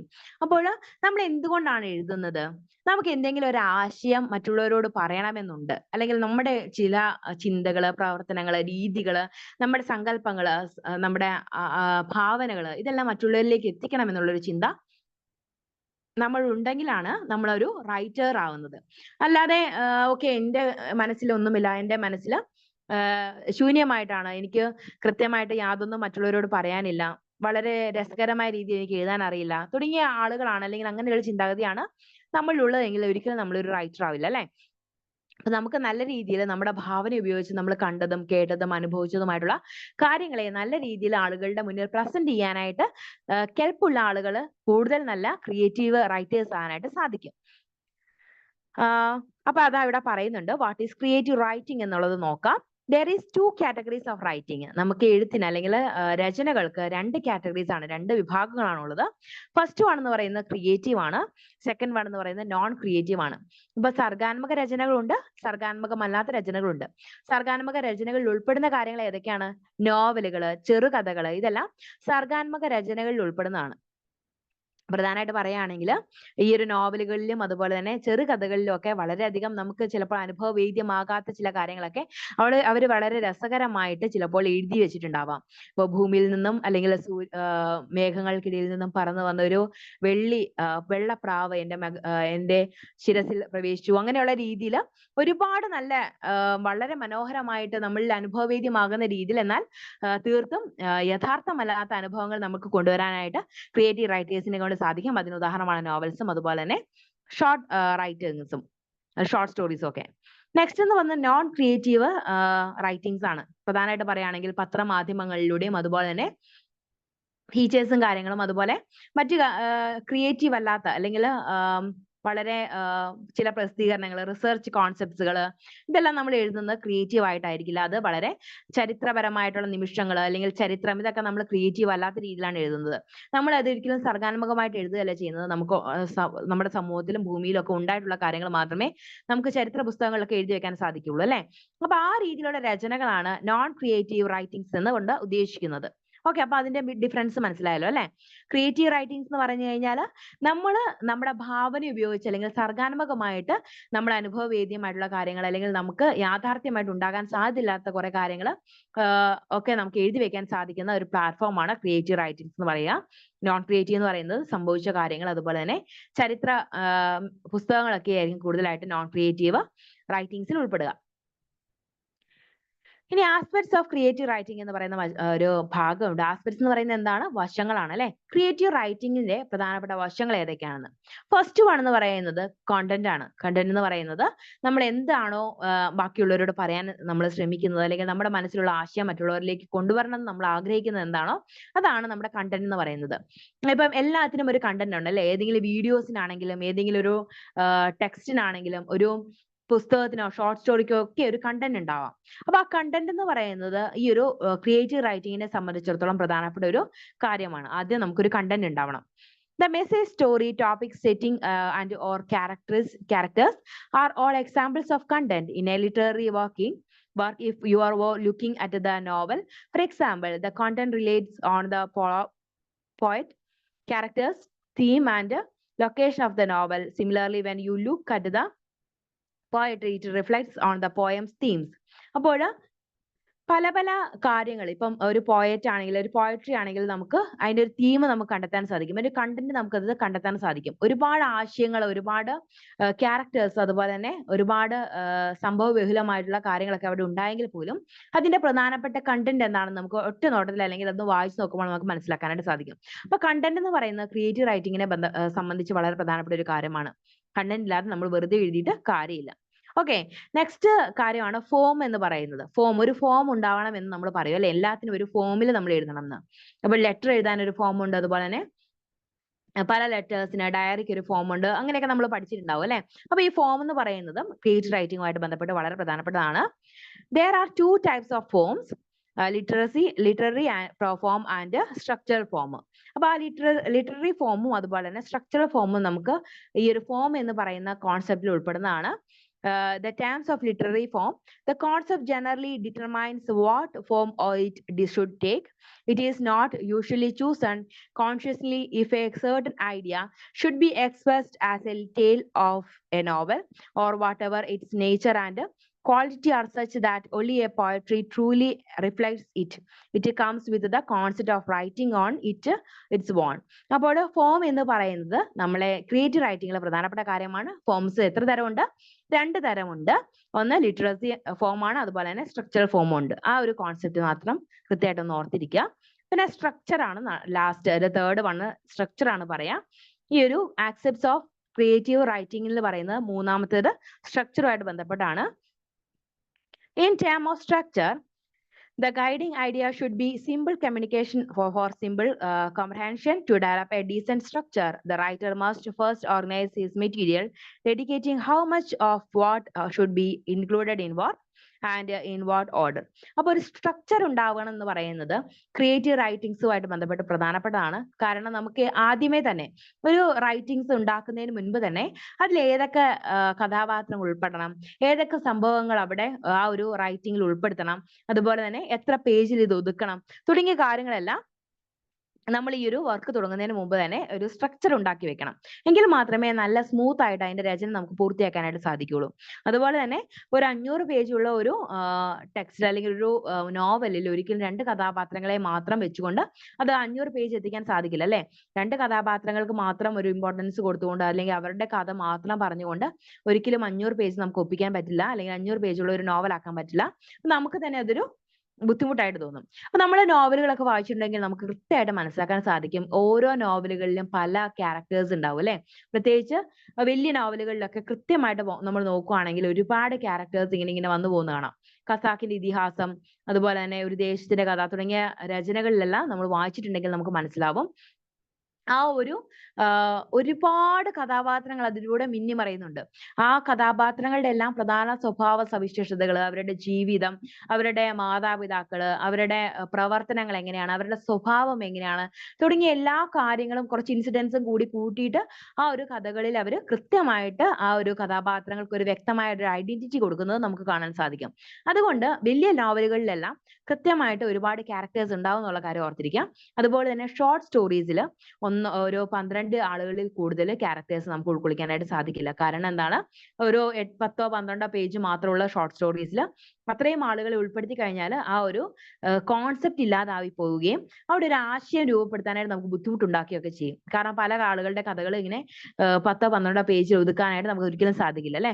അതുകൊണ്ടോ 2 3 4 ഒക്കെ ആളുകളായിരിക്കും മിക്കവാറും short സ്റ്റോറീസിലൊക്കെ പ്രധാനപ്പെട്ട ആളുകളായിട്ട് അല്ലെങ്കിൽ കഥാപാത്രങ്ങളായിട്ട് നിലനിൽക്കുക. പിന്നെ structure അപ്പോൾ പ്രധാനപ്പെട്ട കാര്യമാണെന്ന് നമ്മൾ പറഞ്ഞു. അതുകൂടാതെ സ്റ്റൈൽ എന്ന് പറയുന്ന മറ്റൊരു കോൺസെപ്റ്റ് അല്ലെങ്കിൽ ഒരു വശവും കൂടി ഉണ്ട് ക്രിയേറ്റീവ് റൈറ്റിങ്ങിന്. നമ്മൾ എഴുതുന്ന ശൈലി അല്ലെങ്കിൽ അതിന്റെ സ്റ്റൈല് നമ്മളെ കൃത്യമായിട്ട് തീരുമാനിക്കണം. ഒന്നെങ്കിൽ നമുക്ക് തന്നെ പറഞ്ഞുകൊണ്ട്, ഇപ്പൊ ഞാൻ ദൂരയാത്രകൾ നടത്തി ഞാൻ ഇന്നയാളെ കണ്ടു എന്നുള്ള രീതിയിൽ നമുക്ക് വേണമെങ്കിൽ കഥകൾ മെനഞ്ഞുണ്ടാക്കാം, അല്ലെങ്കിൽ കഥകൾ നമുക്ക് രചിക്കാം. പക്ഷെ അല്ലാതെ അപ്പം ഫാത്തിമയുടെ അപ്പൊ നമുക്ക് ഇത്രയും അങ്ങനെയുള്ള കഥകൾ നമുക്ക് ഉണ്ടാക്കാം. അതുപോലെ തന്നെ സ്റ്റൈൽ എന്ന് പറയുന്നത് നമ്മൾ ചിലപ്പോൾ നമ്മുടേതായ രീതിയിൽ കഥകൾ നമ്മൾ മെനഞ്ഞുണ്ടാക്കാം. അതുപോലെ തന്നെ മറ്റൊരാളായിട്ട് നമ്മൾ നിന്നുകൊണ്ട് ഇപ്പൊ മറ്റൊരാളുടെ കഥ പറയുന്ന രീതിയിൽ നമുക്ക് രചനകൾ നടത്താം. അപ്പൊ ആ സ്റ്റൈൽ എന്ന് പറയുന്നത് നമ്മുടെ ക്രിയേറ്റീവ് റൈറ്റിംഗിലെ വളരെ പ്രധാനപ്പെട്ട ഒരു കോൺസെപ്റ്റ് ആണ്. Style is a way of variability, expression one's thought and feelings. It is the product of a long cultivated knowledge of words and a sentence, of how a writer connects one sentence to the next. Source may be okay the writer, but assistance may be more appropriate. അപ്പോൾ ഈ style എന്ന് പറയുന്നത് ഒരു വാചകം മറ്റൊരു വാചകവുമായിട്ട് നമ്മൾ എങ്ങനെ ബന്ധിപ്പിക്കുന്നു, ഏതൊരു സ്റ്റൈലിലാണ് ആ ഒരു രചന മുന്നോട്ട് പോകുന്നത്. ചിലപ്പോൾ ചില രചനകളൊക്കെ നോക്കുവാണെങ്കിൽ നമുക്ക് മനസ്സിലാവും അവരൊരു കാര്യം പറഞ്ഞിട്ട് നേരെ വേറൊരു കാര്യത്തിലേക്ക് പോവുകയാണ്. ഒരിക്കലും അതിന്റെ കണ്ടിന്യൂഷൻ ആയിട്ട് ചിലപ്പോൾ വരില്ല, ഓരോ അധ്യായങ്ങളായിട്ട് ചിലപ്പോൾ വലിയ നോവലുകളെയൊക്കെ തിരിക്കാറുണ്ട്. അപ്പൊ അതൊരു സ്റ്റൈൽ ഓഫ് അവരുടെ റൈറ്റിംഗ് ആണെന്ന് പറയാം. അപ്പൊ ഈ ഒരു കാര്യം കൂടെ നമ്മുടെ ക്രിയേറ്റീവ് റൈറ്റിംഗിന്റെ ആസ്പെക്ട്സിൽ ഉൾപ്പെടുന്നു. ഇനി can creative writing B thought എന്ന് പറയുന്ന ഒരു കോൺസെപ്റ്റ് ഉണ്ട്. നമുക്ക് ക്രിയേറ്റീവ് റൈറ്റിംഗ് എന്ന് പറയുന്നത് നമുക്ക് പഠിപ്പിക്കാൻ സാധിക്കുമോ, അത് നമുക്ക് പഠിച്ചെടുക്കാൻ സാധിക്കുമോ എന്നുള്ള കാര്യം നമ്മൾ ഒന്ന് ചിന്തിക്കണം. അപ്പൊ അതാണ് ഇവിടെ പറയുന്നത്. അതൊരു ക്വസ്റ്റ്യൻ ആയിട്ട് വന്ന് കണ്ടിട്ടുള്ളതാണേ. നമുക്ക് ഒരു ക്രിയേറ്റീവ് റൈറ്റിംഗ് എന്ന് പറയുന്നത് നമുക്ക് പഠിപ്പിച്ചെടുക്കാൻ പറ്റുന്നതാണോ, തോട്ട് ചെയ്യാൻ പറ്റുന്നതാണോ എന്നുള്ള കാര്യം. അപ്പം ചില രചനകൾ അല്ലെങ്കിൽ ചില ഗ്രന്ഥകാരന്മാർ അതിന് ഡിഫറെന്റ് ആയിട്ടുള്ള പേഴ്സ്പെക്റ്റീവ്സ് ആണ് അതിനെക്കുറിച്ച് പറയാനുള്ളത്. അപ്പൊ ചില ആളുകൾ പറയാറുണ്ട് ക്രിയേറ്റീവ് റൈറ്റിംഗ് എന്ന് പറയുന്നത് സർഗാത്മകമായിട്ട് ഉണ്ടാവേണ്ടതാണ്. അല്ലെങ്കിൽ ഒരു വ്യക്തി ജനിക്കുമ്പോൾ അല്ലെങ്കിൽ അവരുടെ ജീവിത സാഹചര്യങ്ങളൊക്കെ മൂലം അവരെ നല്ല രീതിയിൽ കഥകൾ പറയുന്ന ആളുകളാവാം, അല്ലെങ്കിൽ അവര് നർമ്മപരമായിട്ട് അവരുടെ ജീവിത അനുഭവങ്ങൾ എഴുതി വെക്കാൻ കഴിവുള്ളവരായിരിക്കാം. അപ്പൊ അങ്ങനെയുള്ള ആളുകൾക്ക് ഒരു പഠനവും ആവശ്യമില്ല, അവർക്ക് നല്ല രീതിയിൽ നല്ലൊരു റൈറ്റേഴ്സ് ആവാൻ സാധിക്കുമെന്ന് ചില ഗ്രന്ഥകാരന്മാർ അല്ലെങ്കിൽ ചില ചരിത്രകാരന്മാർ പറയുന്നു. അതേസമയം മറ്റു ചിലർ പറയുന്നു ഈ ഒരു കഴിവൊന്നും ക്രിയേറ്റീവ് ആയിട്ടുള്ള റൈറ്റിങ്ങിന് ആവശ്യമില്ല. പുതിയതായിട്ട് എന്ത് സംഭവിച്ചാലും അതിനെ ഉൾക്കൊള്ളുവാൻ അല്ലെങ്കിൽ അതിനോടൊരു ആകാംക്ഷയോടെ അതിനെ സമീപിച്ചു കഴിഞ്ഞാൽ ഈ ഒരു ക്രിയേറ്റീവ് റൈറ്റിംഗ്സിനുള്ള സാധ്യത എല്ലാ ആളുകൾക്കും ഉണ്ടെന്നുള്ള ഒരു ചിന്തയും കൂടെ മറ്റ് ആളുകൾ വെച്ച് പുലർത്താറുണ്ട്. അപ്പൊ അതിനെക്കുറിച്ച് ഇവിടെ പറയുന്നുണ്ട്. That art of creative writing is not an enigmatic activity reserved for a few. It is not enigmatic or unteachable. Story, style, stone and them are all teachable concepts. അപ്പോൾ ഇതൊരു പഠിപ്പിക്കാൻ പറ്റാത്തൊരു കാര്യമായിട്ടൊന്നും നമ്മൾ പറയുന്നില്ല. കാരണം എന്താണ്, ഇതിന്റെ ഈ ഒരു ക്രിയേറ്റീവ് റൈറ്റിംഗിന്റെ സ്റ്റൈല്, അതിന്റെ കോൺസെപ്റ്റ് എങ്ങനെ തിരഞ്ഞെടുക്കണം, അത് എങ്ങനെയാണ് നമ്മളൊന്ന് ഫലിപ്പിക്കുക, അത് ആളുകൾക്ക് ഇഷ്ടപ്പെടുന്ന രീതിയിൽ നമുക്ക് എങ്ങനെയൊക്കെ മാറ്റങ്ങൾ വരുത്താം, ഈ കാര്യങ്ങളൊക്കെ നമുക്ക് പഠിപ്പിച്ചെടുക്കാൻ സാധിക്കും. പക്ഷേ നമ്മൾ കണ്ടന്റ് ഉണ്ടാക്കുമ്പോൾ നമ്മൾ ആ ഒരു കണ്ടന്റ് ക്രിയേറ്റ് ചെയ്യാനായിട്ടുള്ള ഒരു ചിന്ത അല്ലെങ്കിൽ ആ ഒരു ഭാവന നമ്മൾ ഉണ്ടെങ്കിൽ മാത്രമേ നല്ല രീതിയിലുള്ള ഒരു ക്രിയേറ്റീവ് റൈറ്റർ ആയിട്ട് നമുക്ക് മാറാനായിട്ട് സാധിക്കുകയുള്ളൂ.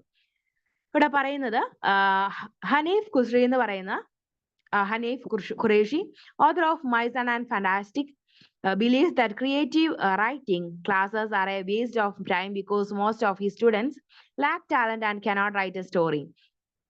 ഹനീഫ് എന്ന് പറയുന്ന ഖുറേഷി എന്ന് പറയുന്ന വ്യക്തി, അദ്ദേഹം ഒരു റൈറ്റർ ആണ്. അപ്പൊ അദ്ദേഹത്തിന്റെ സ്റ്റുഡൻസിനെ കുറിച്ച് പറയുന്ന ഒരു കാഴ്ചപ്പാടെന്ന് പറയുന്നത്, ഞാൻ എന്റെ സ്റ്റുഡൻസിന് വേണ്ടിയിട്ട് ഇതൊക്കെ പഠിപ്പിക്കാൻ, ക്രിയേറ്റീവ് റൈറ്റിങ്ങിനെ കുറിച്ചൊക്കെ പഠിപ്പിക്കാൻ കൊടുക്കുന്ന സമയം വളരെ വേസ്റ്റ് ആണ്. കാരണം അവർക്കത് ക്രിയേറ്റീവ് ആയിട്ട് റൈറ്റ് ചെയ്യാനുള്ള ഒരു കഴിവ് അവർക്ക് അല്ലെങ്കിൽ അതിന്റെ കപ്പാബിലിറ്റി അവർക്കില്ല. അതുകൊണ്ട് ഞാൻ കളയുന്ന സമയം എന്ന് പറയുന്ന വേസ്റ്റ് ആയി പോവാണ് എന്നാണ് ഖുറേഷി പറയുന്നത്. പക്ഷെ അതേസമയം വില്യം എന്ന് പറയുന്ന വ്യക്തി, അദ്ദേഹം പറയുന്നത് ഈ ഒരു ക്രിയേറ്റീവ് റൈറ്റിംഗ് എന്ന് പറയുന്നത് അതൊരു ടാലന്റ് എന്ന് പറയുന്നത് അത് അൺഇമ്പോർട്ടന്റ് ആണെന്നാണ് പറയാൻ. അതായത് ആ ഒരു ടാലന്റ് ഇല്ലെങ്കിൽ പോലും നമുക്ക് വേണമെങ്കിൽ ക്രിയേറ്റീവ് റൈറ്റർ ആവാം, ഓരോ കാര്യങ്ങൾ പഠിച്ചെടുത്ത് നമുക്ക് ക്രിയേറ്റീവ് റൈറ്റർ ആവാം എന്ന് വില്യം പറയുന്നു. ഇവിടെ a creative writer requires an interest, curiosity to wonder, to ponder why something happened. അപ്പൊ വില്യം പറയുന്ന മറ്റൊരു കാര്യം എന്ന് പറയുന്നത്, നമുക്ക് ക്രിയേറ്റീവ് റൈറ്റർ ആവാം, പക്ഷെ അതിനൊരു കഴിവ് വേണമെന്ന് നിർബന്ധമില്ല.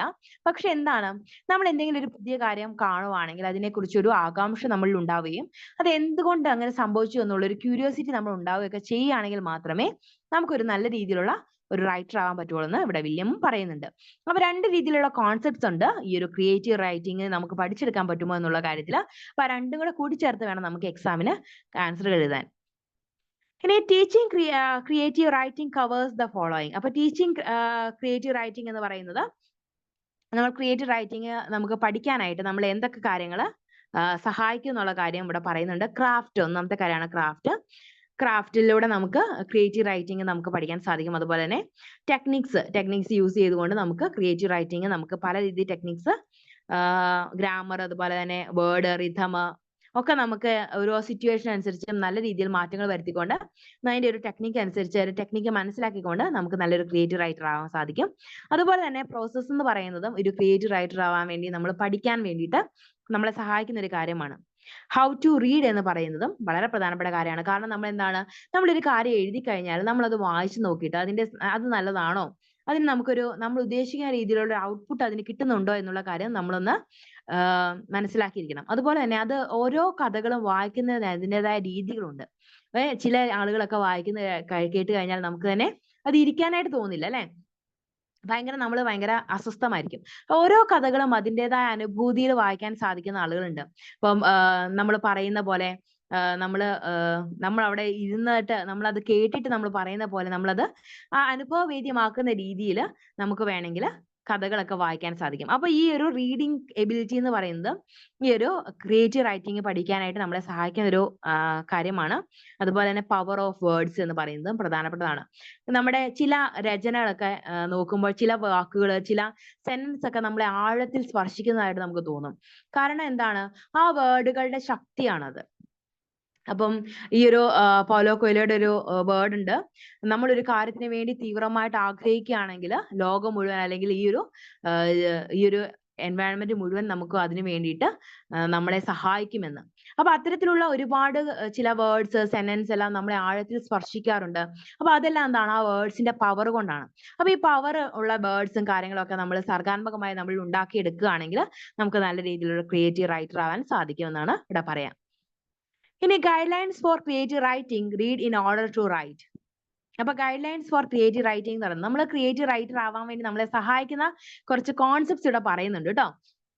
നമ്മളെ ഒരു ക്രിയേറ്റീവ് റൈറ്റർ ആക്കാൻ വേണ്ടിയിട്ടാണ് ഈ ഒരു ടെക്സ്റ്റ് ഉണ്ടാക്കിയത് തന്നെ എന്ന് നമുക്ക് വേണമെങ്കിൽ പറയാം. കാരണം ലാംഗ്വേജിൽ ഉൾപ്പെടുന്ന ഒരു കാര്യമാണ് കേട്ടോ ഈ ഒരു ക്രിയേറ്റീവ് റൈറ്റിംഗ് എന്ന് പറയുന്ന ഈ ടെക്സ്റ്റ്.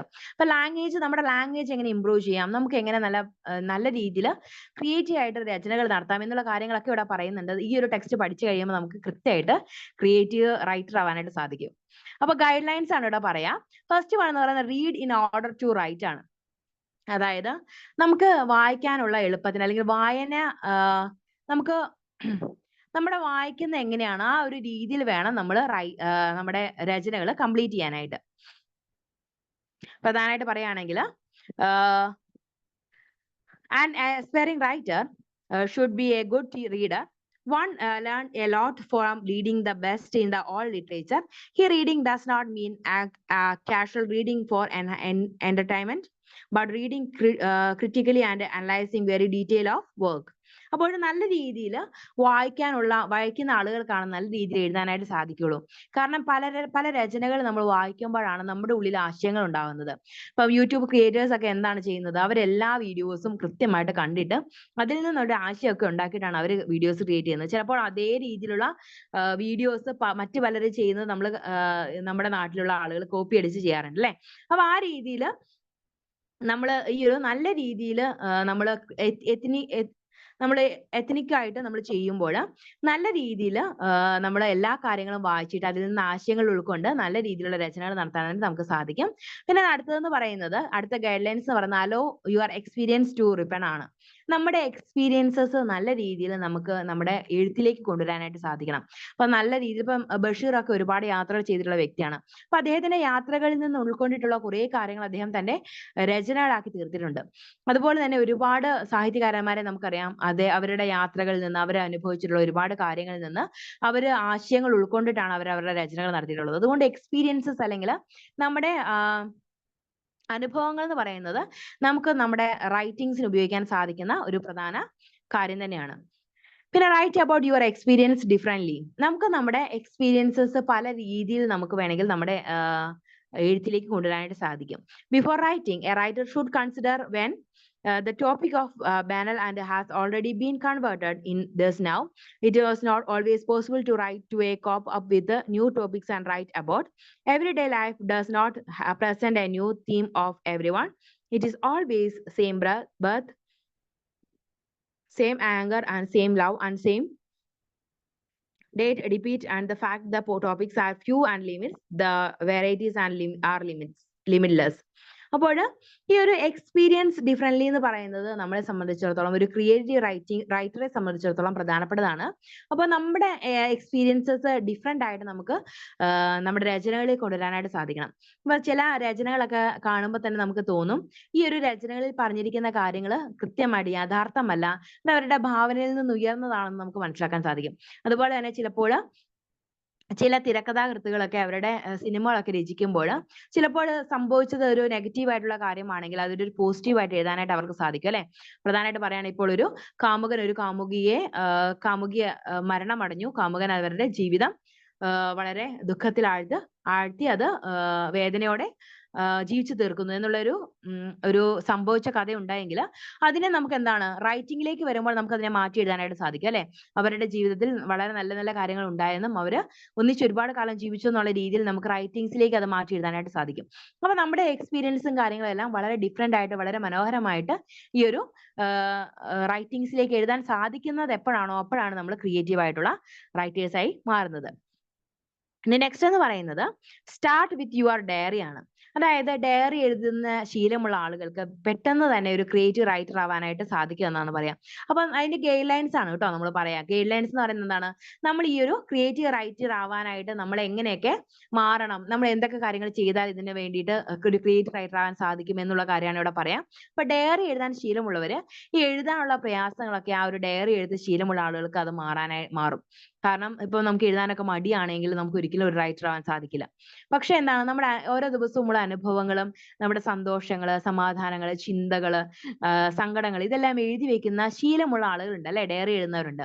അപ്പൊ അങ്ങനെയുള്ള ആളുകൾക്ക് കുറച്ചും കൂടെ അവരുടെ വികാരങ്ങളും അവരുടെ സന്തോഷങ്ങള്, അവരുടെ ചിന്തകളൊക്കെ കൂടുതൽ വളരെ പ്രകടമാക്കി എഴുതാനായിട്ട് കഴിവുള്ളവരായിരിക്കും. ദിനം പ്രതി ഇങ്ങനെ എഴുതി എഴുതി അവരുടെ ആ ഒരു സർഗാത്മകമായിട്ടുള്ള കഴിവ് വികസിക്കും. അപ്പൊ ഡയറി എഴുതി തുടങ്ങുന്നത് നമ്മുടെ ക്രിയേറ്റീവ് റൈറ്റിംഗിനെ വളരെയധികം സഹായിക്കുന്ന ഒരു കാര്യമായിട്ടാണ് പറയാം.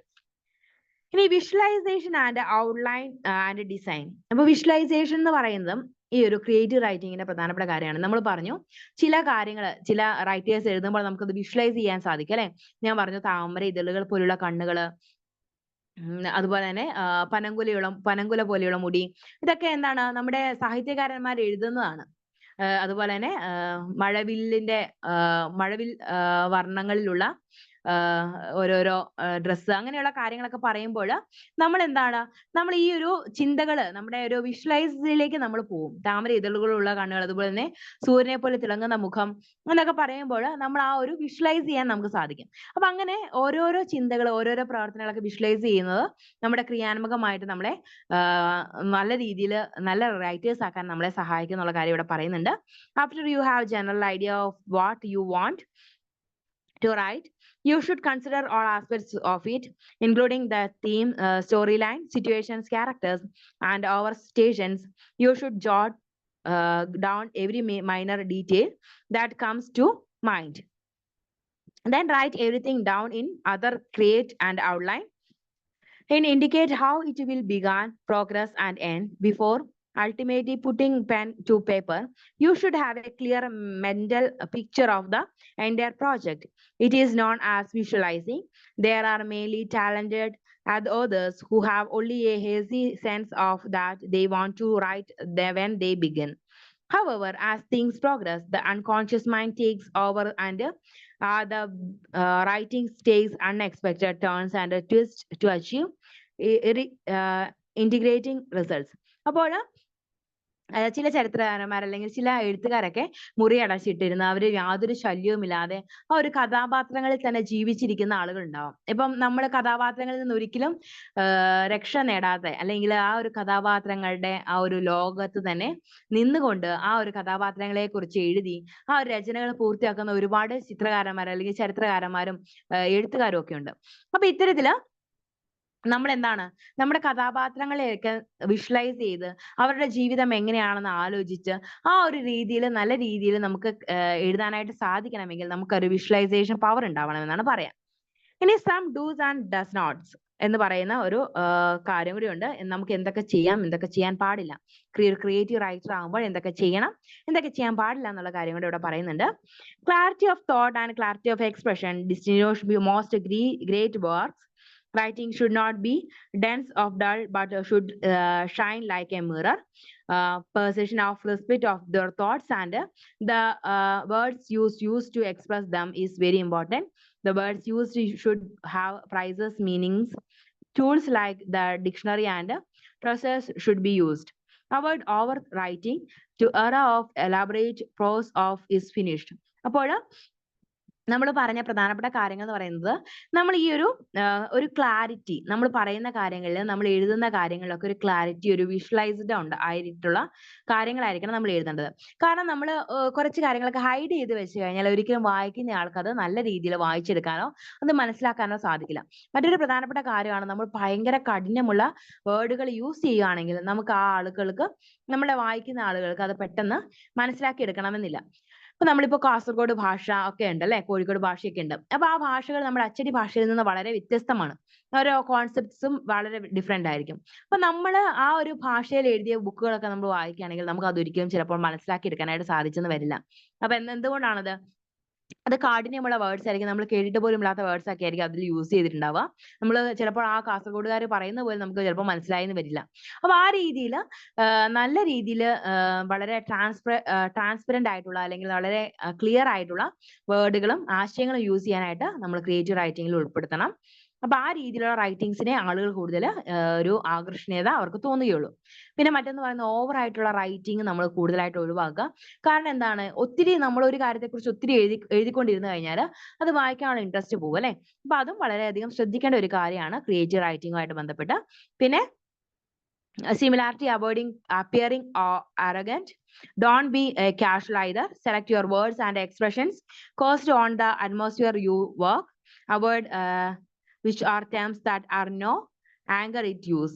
അപ്പോൾ നമ്മൾ ചില വേർഡ്സ് ഒക്കെ എപ്പോഴും യൂസ് ചെയ്ത് കഴിഞ്ഞാൽ അത് നമ്മുടെ വായനക്കാർക്ക് വളരെ ബുദ്ധിമുട്ടുണ്ടാക്കും. ഒരു പക്ഷേ ഇപ്പം ആക്ച്വലി എന്നൊക്കെ ചില ആളുകളൊക്കെ പറയാറുണ്ട്. ഇടയ്ക്കിടയ്ക്ക് അവരുടെ വർത്തമാനത്തിനിടയിൽ കയറ്റി വിടാറുണ്ട്. അങ്ങനെ ചില ആളുകളുണ്ട് കേട്ടോ. ചില വേർഡ്സ് ഒക്കെ നമുക്ക് ചിലപ്പോൾ എപ്പോഴും ചില ആളുകളുടെ വായിൽ ഇങ്ങനെ വന്നുകൊണ്ടിരിക്കും. ഇപ്പം സോറി ആണെങ്കിലും അങ്ങനെ ചില കാര്യങ്ങളൊക്കെ ചില വേർഡ്സ് ഒക്കെ എപ്പോഴും ആളുകൾ പറയുമ്പോൾ അവരുടെ കോൺവെർസേഷനിൽ ഉൾപ്പെടാറുണ്ട്. അപ്പം അതുപോലെ എഴുത്തിൽ ഇങ്ങനെ ഒരേ കാര്യം തന്നെ എപ്പോഴും യൂസ് ചെയ്തുകൊണ്ടിരുന്നാൽ ഒരു പക്ഷേ എന്ന് പറയുന്ന ഒരു വേർഡ് അവരുടെ രചനയിൽ ഉൾപ്പെടുത്തി കഴിഞ്ഞു കഴിഞ്ഞാൽ എന്താണ്, ആ ഒരു രചന അത്രയും സ്മൂത്ത് ആയിരിക്കില്ല. അത് വായനക്കാർക്ക് ചിലപ്പോൾ ബുദ്ധിമുട്ടുണ്ടാക്കും. അപ്പം ആ രീതിയിൽ ഒരേ വേർഡ്സ് പല പ്രാവശ്യം യൂസ് ചെയ്യുന്നത് നമ്മൾ കുറയ്ക്കണമെന്ന് നമുക്ക് പറയാറുണ്ട്. അത് നമ്മുടെ ക്രിയേറ്റീവ് തിങ്കിങ്ങിൽ അല്ലെങ്കിൽ ക്രിയേറ്റീവ് റൈറ്റിംഗിൽ ഉൾപ്പെടുത്തേണ്ട ഒരു കാര്യമാണ്. പിന്നെ വളരെ പ്രധാനപ്പെട്ട ഒരു കാര്യം. അപ്പൊ ഇത്രയും കാര്യങ്ങളൊന്നും ചെയ്യരുതെന്നാണ് പറയാം. അതുപോലെ തന്നെ ക്ലാരിറ്റിയോടുകൂടി നമ്മൾ റൈറ്റിംഗ്സ് നടത്തണം. അതുപോലെ തന്നെ നമ്മുടെ കണ്ടന്റ് എന്ന് പറയുന്നത് വളരെ ഫ്രഷ് ആയിരിക്കണം. നമുക്ക് അതിൽ ഒരുപാട് ഭാവനയിൽ ഉൾപ്പെടുത്തിയ കാര്യങ്ങളൊക്കെ നമ്മൾ അതിൽ ഉൾപ്പെടുത്താനായിട്ട് നമുക്ക് ശ്രമിക്കണം.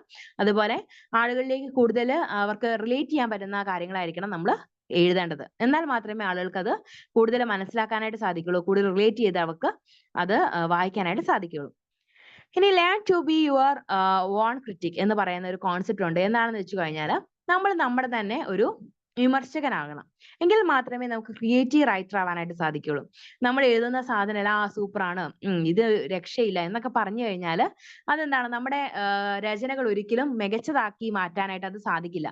കാരണം നമ്മൾ എപ്പോഴും നമ്മളെ തന്നെ ക്രിറ്റിക് ചെയ്തുകൊണ്ടിരിക്കണം. ഓക്കെ, നീ ഇത് എഴുതിയത് ശരിയല്ല, നീ കുറച്ചുകൂടി ഇമ്പ്രൂവ് ചെയ്യാനുണ്ട് എന്നുള്ള കാര്യമൊക്കെ നമ്മളോട് തന്നെ പറഞ്ഞാൽ മാത്രമേ നമ്മൾ അതനുസരിച്ചുള്ള മാറ്റങ്ങൾ നമ്മുടെ കൃതികളിൽ വരുത്തുകയുള്ളൂ. അപ്പോൾ അതുപോലെ തന്നെയാണ് വളരെ നല്ല രീതിയിൽ അറിവും കാര്യപ്രാപ്തിയും അതുപോലെ തന്നെ വായനശീലമൊക്കെയുള്ള നല്ല വായനക്കാരിൽ നിന്ന് നമുക്ക് ഒപ്പീനിയൻസ് നേടാം. അല്ലെങ്കിൽ നമ്മളെക്കാൾ അറിവുള്ള പണ്ഡിതന്മാരായിട്ടുള്ള ആളുകളിൽ നിന്ന് നമുക്ക് വേണമെങ്കിൽ ഒപ്പീനിയൻസ് ചോദിക്കാം. അവർ നൽകുന്ന ഒപ്പീനിയൻസ് അനുസരിച്ച് നമ്മുടെ രചനകൾ കൂടുതൽ മികച്ചതാക്കാനായിട്ട് നമുക്ക് ശ്രമിക്കാം. അപ്പോൾ ആ കാര്യങ്ങൾ നോക്കിക്കഴിഞ്ഞാൽ നമ്മൾ നമ്മളെ തന്നെ ക്രിറ്റിക് ചെയ്തുകൊണ്ടിരുന്നു കഴിഞ്ഞാൽ, നമ്മൾ നമ്മളെ തന്നെ വിമർശിച്ചുകൊണ്ടിരുന്നു കഴിഞ്ഞാലും അതുപോലെ തന്നെ നല്ല രീതിയിൽ നമ്മൾ നമ്മുടെ ഒപ്പീനിയൻസ് മറ്റുള്ളവരിൽ നിന്ന് കേട്ടിട്ട് നല്ലതാണെന്ന് തോന്നുകയാണെങ്കിൽ നമുക്ക് അതനുസരിച്ച് മാറ്റങ്ങൾ വരുത്താൻ പറ്റുവാണെങ്കിൽ അത് നമ്മുടെ റൈറ്റിംഗ്സിനെ കൂടുതൽ മികച്ചതാക്കാനായിട്ട് സാധിക്കുമെന്ന് പറയുന്നുണ്ട്. Or you are finished writing, read it aloud to yourself to see how it sounds. There are various incorrect notes in your phrases and expressions. You will announce at how many things that seemed fascinate when you first wrote them down suddenly appear mundane. Remove with a seal. Every writer should develop the ability to be his or her own critic. അപ്പോൾ നമ്മളിവിടെ പറയുന്നത് എന്താന്ന് വെച്ച് കഴിഞ്ഞാൽ നമ്മൾ നമ്മുടെ രചനകളെല്ലാം പൂർത്തിയാക്കിയതിന് ശേഷം നമ്മൾ ആ ഒരു കോൺസെപ്റ്റ് നമ്മൾ എഴുതിയ ആ ടെക്സ്റ്റ് നമ്മൾ നല്ല രീതിയിൽ ഒന്ന് വായിച്ചു നോക്കുക. എന്നിട്ട് അത് എങ്ങനെ ഇപ്പൊ ഒരു വായനക്കാരൻ എന്ന നിലയിൽ നമ്മൾ നിന്നുകൊണ്ട് ആ ഒരു ടെക്സ്റ്റ് വായിക്കുമ്പോൾ എങ്ങനെയൊക്കെ നമുക്ക് അതിൽ നിന്ന് ഒരു പ്രചോദനം, അത് ആസ്വാദികരമാണോ എന്നുള്ള കാര്യമൊക്കെ നമുക്ക് മനസ്സിലാവും അല്ലെ. അപ്പൊ അത് ആസ്വാദികരം അല്ലെങ്കിൽ അത് നമുക്ക് ഇറിറ്റേഷൻ ആണ് അല്ലെങ്കിൽ ഏതെങ്കിലും ഒരു രീതിയിൽ വായന സ്മൂത്ത് ആവുന്നില്ല എന്ന് നമുക്ക് തോന്നുവാണെങ്കിൽ അത് റീറൈറ്റ് ചെയ്യാനുള്ള ഒരു കടമ നമുക്കുണ്ട്. അങ്ങനെ റീറൈറ്റ് ചെയ്ത് നല്ല രീതിയിൽ എഡിറ്റ് ചെയ്ത് നമുക്കത് നല്ലൊരു പതിപ്പാക്കാൻ സാധിക്കും. അതുപോലെ തന്നെ നല്ല രീതിയിൽ മറ്റുള്ള ആളുകൾ നല്ല രീതിയിൽ ക്രിറ്റിക്ക് ചെയ്യുന്ന ആളുകളെ കൊണ്ട് ആ കൃതി ഒന്ന് വായിപ്പിച്ചതിന് ശേഷം വേണ്ട മാറ്റങ്ങളൊക്കെ നമുക്ക് വരുത്താനായിട്ട് സാധിക്കും. ഇനി ജെന്യുയിനെസ് ഓഫ് ദ ക്രിയേറ്റീവ് ഇമ്പൾസ് എന്ന് പറയുന്ന ഒരു കാര്യമാണ് നമ്മളെപ്പോഴും റൈറ്റിംഗ് നടത്തുമ്പോൾ അത് മറ്റുള്ളവരുടെ ആശയങ്ങൾ കോപ്പി അടിച്ചായിരിക്കരുത്, അല്ലെങ്കിൽ മറ്റുള്ളവരുടെ രചനകളിൽ നിന്ന് കോപ്പി അടിച്ചായിരിക്കരുത്. അത് നമ്മുടെ ഓൺ ആയിട്ടുള്ള ഒരു കോണ്ടന്റിൽ നിന്നായിരിക്കണം നമ്മൾ നമ്മുടെ രചനകൾ നടത്തുക. അതുപോലെ തന്നെ നമ്മുടെ ഭാവനകളിൽ അടിസ്ഥാനപ്പെടുത്തിയിട്ടുള്ള ചില വേർഡ്സും കാര്യങ്ങളും മാത്രമേ നമ്മൾ യൂസ് ചെയ്യാവുള്ളൂ. ആ കാര്യങ്ങളൊക്കെ നമ്മൾ നോക്കിക്കഴിഞ്ഞാൽ തന്നെ നമ്മളൊരു നല്ല രീതിയിലുള്ള ക്രിയേറ്റീവ് റൈറ്റർ ആവുമെന്ന് തന്നെ നമുക്ക് പറയാം. അപ്പൊ ഇത്രയും കാര്യങ്ങളൊക്കെയാണ് ഈ ഒരു creative writing, what is creative writing എന്ന് പറയുന്ന ചാപ്റ്ററിൽ പഠിക്കാനുള്ളത്. ഫസ്റ്റ് വൺ എന്താണ് ക്രിയേറ്റീവ് റൈറ്റിംഗ് എന്ന് പറഞ്ഞു. ക്രിയേറ്റീവ് റൈറ്റിംഗിന്റെ ഏതൊക്കെ വിഭാഗങ്ങളുണ്ടെന്ന് നമ്മൾ പറഞ്ഞു. റൈറ്റിംഗ്സ് ഏതൊക്കെ വിഭാഗങ്ങളുണ്ടെന്ന് പറഞ്ഞു. ഒന്ന് ക്രിയേറ്റീവ് ആണ്, പിന്നെ നോൺ ക്രിയേറ്റീവ് ആണ്. ക്രിയേറ്റീവ് എന്ന് പറയുന്നത് നോവൽസും അതുപോലെ തന്നെ ഷോർട്ട് സ്റ്റോറീസ് ഒക്കെയാണ്. നോൺ ക്രിയേറ്റീവ് റൈറ്റിംഗ്സ് എന്ന് പറയുന്നത് നമ്മൾ പ്രധാനമായിട്ടും ചരിത്ര പുസ്തകങ്ങളൊക്കെയാണ്. അതുപോലെ തന്നെ നമ്മൾ പറഞ്ഞു കുറച്ച് കാര്യങ്ങൾ ഈ ഒരു നമ്മുടെ ആസ്പെക്ട്സ് ഓഫ് ക്രിയേറ്റീവ് റൈറ്റിംഗ് എന്ന് നമ്മൾ പറഞ്ഞു. ഫസ്റ്റ് വൺ എന്ന് പറയുന്നത് കോണ്ടന്റ് ആണ്. നമ്മൾ കണ്ടന്റ് നല്ല രീതിയിൽ ഡെവലപ്പ് ചെയ്താൽ മാത്രമേ നല്ല രീതിയിലുള്ള രചനകൾ നമുക്ക് ഉണ്ടാക്കാൻ സാധിക്കുകയുള്ളൂ.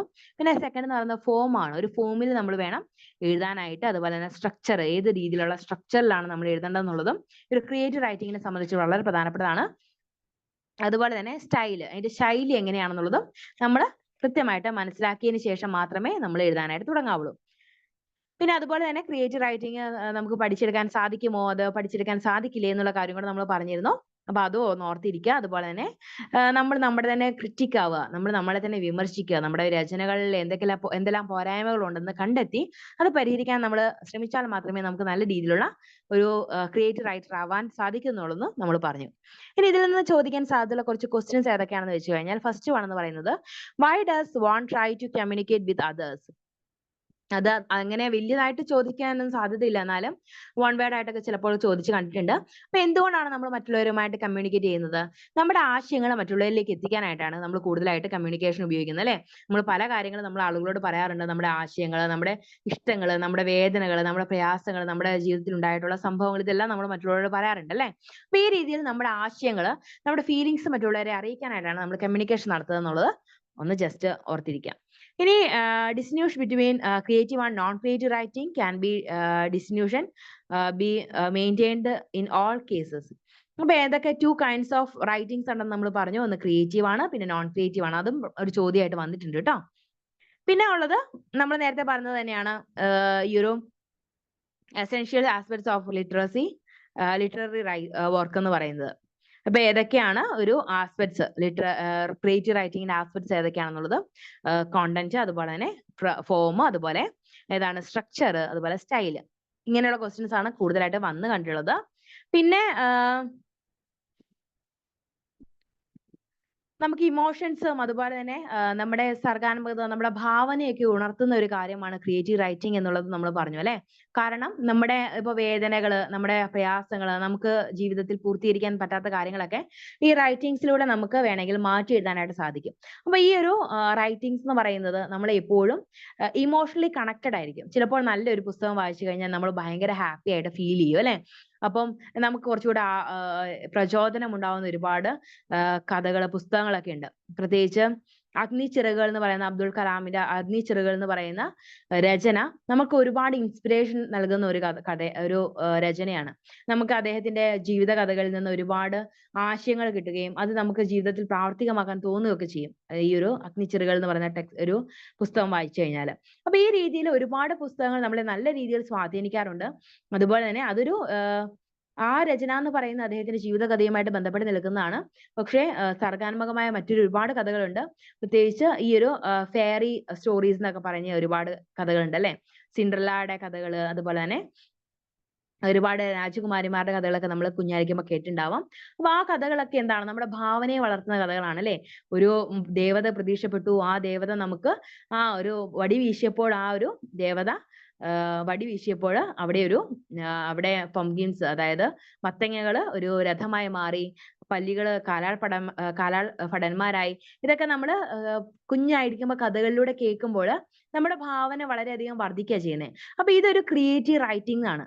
കാരണം ആ ഒരു ക്രിയേറ്റീവ് റൈറ്റിംഗ്സിലൂടെ നമ്മുടെ കുഞ്ഞുങ്ങൾക്കൊക്കെ ഒരുപാട് ഭാവന ഉണരുവാനും, അതുപോലെ തന്നെ അവർ ഇതൊക്കെ മുന്നിൽ കണ്ടുകൊണ്ട്, ഇതൊക്കെ മനസ്സിൽ കണ്ടുകൊണ്ട് അവർ കൂടുതൽ സന്തോഷമായിട്ട് ഇരിക്കാൻ, കൂടുതൽ കഥകൾ കേൾക്കാനായിട്ട് ഒക്കെ ഇൻട്രസ്റ്റ് കാണിക്കാനൊക്കെ ഈ ഒരു രചനകളൊക്കെ കൊണ്ട് സാധിച്ചിട്ടുണ്ട്. അപ്പൊ ക്രിയേറ്റീവ് റൈറ്റിംഗ് ഒരിക്കലും മോശമായിട്ടുള്ള കാര്യമല്ല. അത് നമ്മുടെ ഭാവനയെയും നമ്മുടെ സന്തോഷത്തെയും ഒക്കെ ഉത്തേജിപ്പിക്കുന്ന ഒരു കാര്യമായിട്ട് തന്നെ നമ്മൾ കണക്കാക്കണം.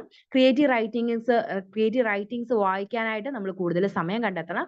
കാരണം വായനയിലൂടെ നമ്മുടെ ഒരുപാട് മെച്ചപ്പെട്ട ഒരുപാട് മാറ്റങ്ങൾ നമ്മുടെ ജീവിതത്തിൽ ഉണ്ടായിട്ടുണ്ട്. അതുപോലെ തന്നെ ഇനിയും വായിച്ചു കഴിഞ്ഞാൽ നമ്മുടെ ജീവിതത്തിൽ ഒരുപാട് മാറ്റങ്ങൾ ഉണ്ടാവുകയും ചെയ്യും.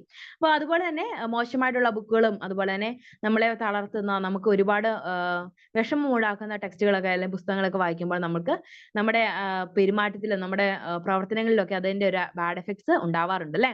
അപ്പൊ നല്ല രീതിയിലുള്ള പുസ്തകങ്ങളൊക്കെ വായിക്കാനായിട്ട് നമ്മൾ സമയം കണ്ടെത്തണം. പിന്നെ നമുക്ക് പഠിക്കാനുള്ളത് നെക്സ്റ്റ് ഒരു ചാപ്റ്റർ ആണ്. General principles of creative writing ആണ് ഇതിന്റെ ഹെഡിങ് എന്ന് പറയുന്നത്.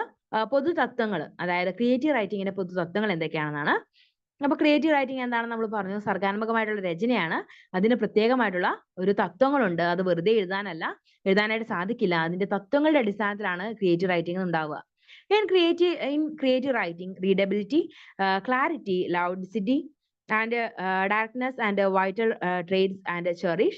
These characters aid the good communication, transparency with the both spontaneous and illuminating, also foster creativity. അപ്പോൾ എന്താണ്, നമ്മുടെ ക്രിയേറ്റീവ് റൈറ്റിംഗ്സ് നമ്മളെ ഏറ്റവും കൂടുതൽ പ്രോത്സാഹിപ്പിക്കുന്നതാണ്, അല്ലെങ്കിൽ നമ്മുടെ ഭാവനയെ ഉണർത്തുന്നതാണെന്ന് നമ്മൾ ഓൾറെഡി പറഞ്ഞു. ഓരോരോ രചനകളിലും പറഞ്ഞിരിക്കുന്ന വേർഡ്സ്, സെന്റൻസ് എല്ലാം നമ്മളെ ആ ഒരു ലോകത്തേക്ക് കൂട്ടിക്കൊണ്ട് പോകും. പ്രത്യേകിച്ച് ഇപ്പം ഒരു ഫെയറി ലാൻഡ്സ്, ഇതിനെക്കുറിച്ചൊക്കെ നമ്മൾ കേൾക്കുമ്പോൾ ചിറക് വിരിച്ച് പറന്ന മാലാഖമാരുണ്ട്, അതുപോലെ തന്നെ ജലങ്ങളിൽ വളരെ വിവിധ നിറങ്ങളിലുള്ള പൂക്കള്, ഇങ്ങനെയൊക്കെ കേൾക്കുമ്പോൾ, ഇങ്ങനെയൊക്കെ രചനകളിലൂടെ നമ്മൾ വായിക്കുമ്പോൾ ഇതൊക്കെ നമ്മുടെ മനസ്സിൽ വിഷ്വലൈസ് ചെയ്യാം. അപ്പൊ ഇതൊക്കെ നമ്മുടെ കുഞ്ഞുങ്ങൾക്കും അതുപോലെ തന്നെ മറ്റുള്ള ആളുകൾക്കും ഒക്കെ വിഷ്വലൈസിങ് പവർ കൂട്ടാനും അതുപോലെ തന്നെ ക്രിയേറ്റീവ് റൈറ്റിങ്ങിനെയൊക്കെ സഹായിക്കുന്ന ഘടകങ്ങളാണ്. നെക്സ്റ്റ് എന്ന് പറയുന്നത് അതിന്റെ തന്നെ dimensions of clarity and transparency ആണ് നമുക്കിവിടെ ഒരു ജനറൽ പ്രിൻസിപ്പിൾസിൽ വരിക. ക്രിയേറ്റീവ് റൈറ്റിങ്ങിനെ കുറിച്ചുള്ള ജനറൽ പ്രിൻസിപ്പിൾസിൽ വരിക. ഫസ്റ്റ് വൺ എന്ന് പറയുന്നത് അതിന്റെ ക്ലാരിറ്റിയും അതുപോലെ തന്നെ ട്രാൻസ്പെറൻസിയാണ്. ട്രാൻസ്പെറൻസി എന്ന് പറയുന്നത് സുതാര്യതയാണ് അല്ലെ. നമ്മൾ പറഞ്ഞു റൈറ്റിംഗ്സ് എന്ന് പറയുന്നത് എല്ലാ രചനകളും വളരെ തുറന്നതായിരിക്കണം, അല്ലെങ്കിൽ അത് വളരെ ആളുകൾക്ക് പെട്ടെന്ന് കിട്ടുന്ന രീതിയിലുള്ളതായിരിക്കണം. അല്ലാതെ അടഞ്ഞ അല്ലെങ്കിൽ ചില കാര്യങ്ങളൊന്നും മറച്ചു വെച്ചിട്ടുള്ള രചനകളൊക്കെ ഒരിക്കലും ആളുകൾക്ക് ആസ്വാദികരമാക്കാൻ സാധിക്കില്ല. അതുപോലെ തന്നെ അവർക്ക് ആ ഒരു കണ്ടന്റ് ശരിക്കും മനസ്സിലാവണമെന്നില്ല. അതുകൊണ്ട് ട്രാൻസ്പെറൻസി എന്ന് പറയുന്നത് ക്രിയേറ്റീവ് റൈറ്റിംഗിലെ പ്രധാനപ്പെട്ട കാര്യമാണ്. അതുപോലെ തന്നെ നമ്മൾ എഴുതുന്ന കാര്യങ്ങളും അതുപോലെ തന്നെ വായിക്കുമ്പോൾ അത് ക്ലാരിറ്റിയോടെ കിട്ടണമെന്ന് പറയുന്നത് നമുക്ക് ഈ ഒരു ക്രിയേറ്റീവ് റൈറ്റിംഗിൽ ഉൾപ്പെടുന്ന കാര്യമാണ്. ഇനി dimensions of clarity and transparency എന്ന് പറയുന്നത് first one, decide what you want to make clear എന്നുള്ളത് പ്രധാനപ്പെട്ട ഒരു പോയിന്റ് ആണ് കേട്ടോ. അപ്പം ഈ ഒരു ക്ലാരിറ്റി അതുപോലെ തന്നെ ട്രാൻസ്പെറൻസിയുടെ ഡയമെൻഷൻസ് അല്ലെങ്കിൽ മാനങ്ങൾ എന്ന് പറയുന്നതിൽ ഫസ്റ്റ് നമുക്ക് എന്താണോ നമുക്ക് മറ്റുള്ളവരോട് പറയാനുള്ളത് അത് ക്ലിയർ ആയിട്ട് നമ്മൾ അവതരിപ്പിക്കുന്നുണ്ടോ അല്ലെങ്കിൽ അവതരിപ്പിച്ചിട്ടുണ്ടോ എന്നുള്ള കാര്യം നമ്മൾ ആദ്യം നോക്കണം. Understanding the whole field or the subject is needed for knowing the smallest detail. For example, understanding the laws and the constitution is needed to know about civil liberties. അപ്പോൾ നമ്മൾ പറയുന്ന ഇപ്പൊ എഴുതുന്ന എന്ത് കാര്യമാണെങ്കിലും നമുക്ക് നല്ല രീതിയിൽ അത് മറ്റുള്ളവരോട് കമ്മ്യൂണിക്കേറ്റ് ചെയ്യാൻ സാധിക്കണം എഴുത്തിലൂടെ. അത് അവർക്ക് ക്ലിയർ ആവുന്നുണ്ടോ എന്നുള്ള കാര്യം കൂടെ നമ്മൾ മനസ്സിലാക്കിയിരിക്കണം. അപ്പം അത് എന്താണോ നമുക്ക് അവരോട് പറയാനുള്ളത് അത് ക്ലിയർ ആയിട്ട് നമുക്ക് പറയാനായിട്ട് സാധിക്കണം എന്നുള്ളത് ഫസ്റ്റ് കാര്യമാണ്. പിന്നെ clarity depends upon proper education, അത് വളരെ പ്രധാനപ്പെട്ടതാണ്. ക്ലാരിറ്റി എന്ന് പറയുന്നത് നമ്മുടെ പ്രോപ്പർ എഡ്യൂക്കേഷനുമായിട്ട് ബന്ധപ്പെട്ട് നിൽക്കും. ഇപ്പോൾ ഫോർ എക്സാമ്പിൾ പറയുകയാണെങ്കിൽ നമ്മൾ നല്ല രീതിയിൽ ക്ലാരിറ്റിയോട് കൂടി നല്ല കാഠിന്യമുള്ള വേർഡ്സ് ഒന്നും ഉപയോഗിക്കാതെ നമ്മൾ എഴുതുകയാണെങ്കിൽ പോലും ഇപ്പം സ്കൂൾ വിദ്യാഭ്യാസം ഇല്ലാതെ അല്ലെങ്കിൽ നിരക്ഷരരായിട്ടുള്ള ആളുകൾക്ക് അത് ഒരിക്കലും ആസ്വദിക്കാൻ സാധിക്കില്ല അല്ലെ. കാരണം എന്താണ്, അവർക്ക് അത് വായിക്കാനുള്ള അറിവില്ല. അപ്പൊ ഈ വായിക്കാനുള്ള അറിവില്ലാത്ത ആളുകൾക്ക് ഒരിക്കലും എന്താണ് നല്ല രീതിയിൽ ഒരു ഗ്രന്ഥങ്ങളൊന്നും വായിച്ചെടുക്കാനായിട്ട് സാധിക്കില്ല. അപ്പം ഈ ഒരു ക്ലാരിറ്റി ഡിപ്പെൻഡ്സ് എന്ന് പറയുന്ന അപ്പോൺ പ്രോപ്പർ എഡ്യൂക്കേഷണൽ ആയിട്ട് ബന്ധപ്പെട്ട് നിൽക്കുന്നതാണ്. Clarity depends upon the adequate, competent and relevant knowledge mastery over the subject connected is needed for clarity in writing. Clarity also requires a little time and distance from the matter you are detailing with, as well as wide acquaintance with it. അപ്പം അതുപോലെ തന്നെ മറ്റൊരു കാര്യമാണ്, നമുക്ക് ചില ലാംഗ്വേജസിൽ പ്രാവീണ്യം ഉണ്ടെങ്കിൽ ആ ഒരു ലാംഗ്വേജിലുള്ള ടെക്സ്റ്റുകളും കാര്യങ്ങളും നമുക്ക് നല്ല രീതിയിൽ വായിച്ചിട്ട് അതിന്റെ അർത്ഥം മനസ്സിലാക്കാൻ സാധിക്കും. പക്ഷേ ഇത്തരത്തിലുള്ള ലാംഗ്വേജസിലുള്ള പ്രാവീണ്യം ഇല്ലാത്ത ആളുകൾക്ക് ഇതെല്ലാം ആ മറ്റ് ഭാഷകളിലുള്ള ഗ്രന്ഥങ്ങളെല്ലാം അവർക്ക് അപ്രാപ്യമായിരിക്കും. അത് ഒരിക്കലും അവർക്ക് വായിച്ച് ആസ്വദിക്കാനായിട്ട് സാധിക്കില്ല. അതുകൊണ്ട് എഡ്യൂക്കേഷൻ എന്ന് പറയുന്നത് നമ്മളെ സംബന്ധിച്ചിടത്തോളം പ്രധാനപ്പെട്ട ഒരു കാര്യമാണ്.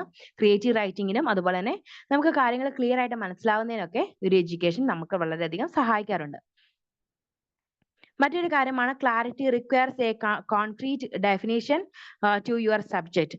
അപ്പൊ ക്ലാരിറ്റി എന്ന് പറയുന്നത് നമ്മുടെ ഒരു സബ്ജക്റ്റുമായിട്ടുള്ള ഒരു ക്ലിയർ ആയിട്ടുള്ള അല്ലെങ്കിൽ കോൺക്രീറ്റ് ആയിട്ടുള്ള ഡെഫിനേഷൻ കൊടുക്കുന്ന ഒരു കാര്യമാണ്. അതുപോലെ തന്നെ നോയിങ് യുവർ റീഡർ എന്ന് പറയുന്നത് ഈ ഒരു ക്ലാരിറ്റി അല്ലെങ്കിൽ ട്രാൻസ്പെറൻസിയുമായിട്ട് ബന്ധപ്പെട്ട ഒരു പ്രധാനപ്പെട്ട മാനമാണ്.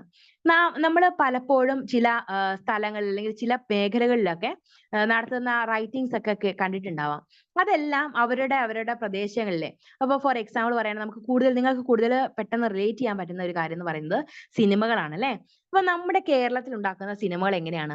വളരെ റിയലിസ്റ്റിക് ആയിരിക്കും. കാരണം ഇപ്പം നമ്മൾ ഒരിക്കലും ഭയങ്കരമായിട്ട് ഓവർ ആക്ടിങ് ചെയ്യുവോ അല്ലെങ്കിൽ ഭയങ്കരമായിട്ടുള്ള യാഥാർത്ഥ്യമല്ലാത്ത അല്ലെങ്കിൽ വളരെ നമുക്ക് ഒരിക്കലും റിയൽ അല്ല എന്ന് തോന്നുന്ന രീതിയിലുള്ള ഒരു കാര്യം നമ്മൾ ചെയ്യാറില്ല നമ്മുടെ ഫിലിം ഇൻഡസ്ട്രിയിൽ. കാരണം എന്താണ്, നമുക്ക് അത്രയും നമ്മുടെ ആളുകൾ, നമ്മുടെ ആസ്വാദകർ അത്തരത്തിലുള്ള ആളുകളാണ്. നമുക്ക് കൂടുതലായിട്ട് ഓവറായിട്ട് റിയൽ അല്ലാത്ത കാര്യങ്ങൾ പറയുമ്പോൾ അവര് നമ്മളെ, ഈ ഒരു കാണികൾ തന്നെ നമ്മളെ കളിയാക്കാൻ തുടങ്ങും. പക്ഷേ തമിഴ്, തെലുങ്ക് തുടങ്ങി അങ്ങനെ പോയി കഴിഞ്ഞാൽ നമുക്ക് മനസ്സിലാക്കാൻ സാധിക്കും എപ്പോഴും അവിടെ കുറച്ച് ഓവർ റിയാക്റ്റഡ് ആയിരിക്കും, അല്ലെങ്കിൽ അവർ ഭയങ്കര സ്റ്റൈൽ. ഇപ്പം രജനീകാന്ത് ഈ കുതിച്ചു വരുന്ന ഈ ബുള്ളറ്റ് ഒക്കെ ഒരു കയ്യിൽ കൊണ്ട് പിടിച്ചിട്ട് അത് മാറ്റിയിടുന്നതും, അതുപോലെ തന്നെ സിഗരറ്റ് മുകളിലേക്ക് എറിഞ്ഞിട്ട് അത് ചുണ്ടിൽ കൃത്യമായിട്ട് കൊണ്ടുവരുന്നതും ഒക്കെ നമ്മൾ അത്തരത്തിലുള്ള സ്റ്റൈൽസ് നമ്മൾ കണ്ടിട്ടുണ്ടാവും. അതുപോലെ തന്നെ ഓവർ ആക്ടിങ് ആയിട്ടുള്ള കുറച്ച് കാര്യങ്ങളൊക്കെ നമ്മൾ കണ്ടിട്ടുണ്ടാവും. പക്ഷെ ഇതൊക്കെ എന്താണ്?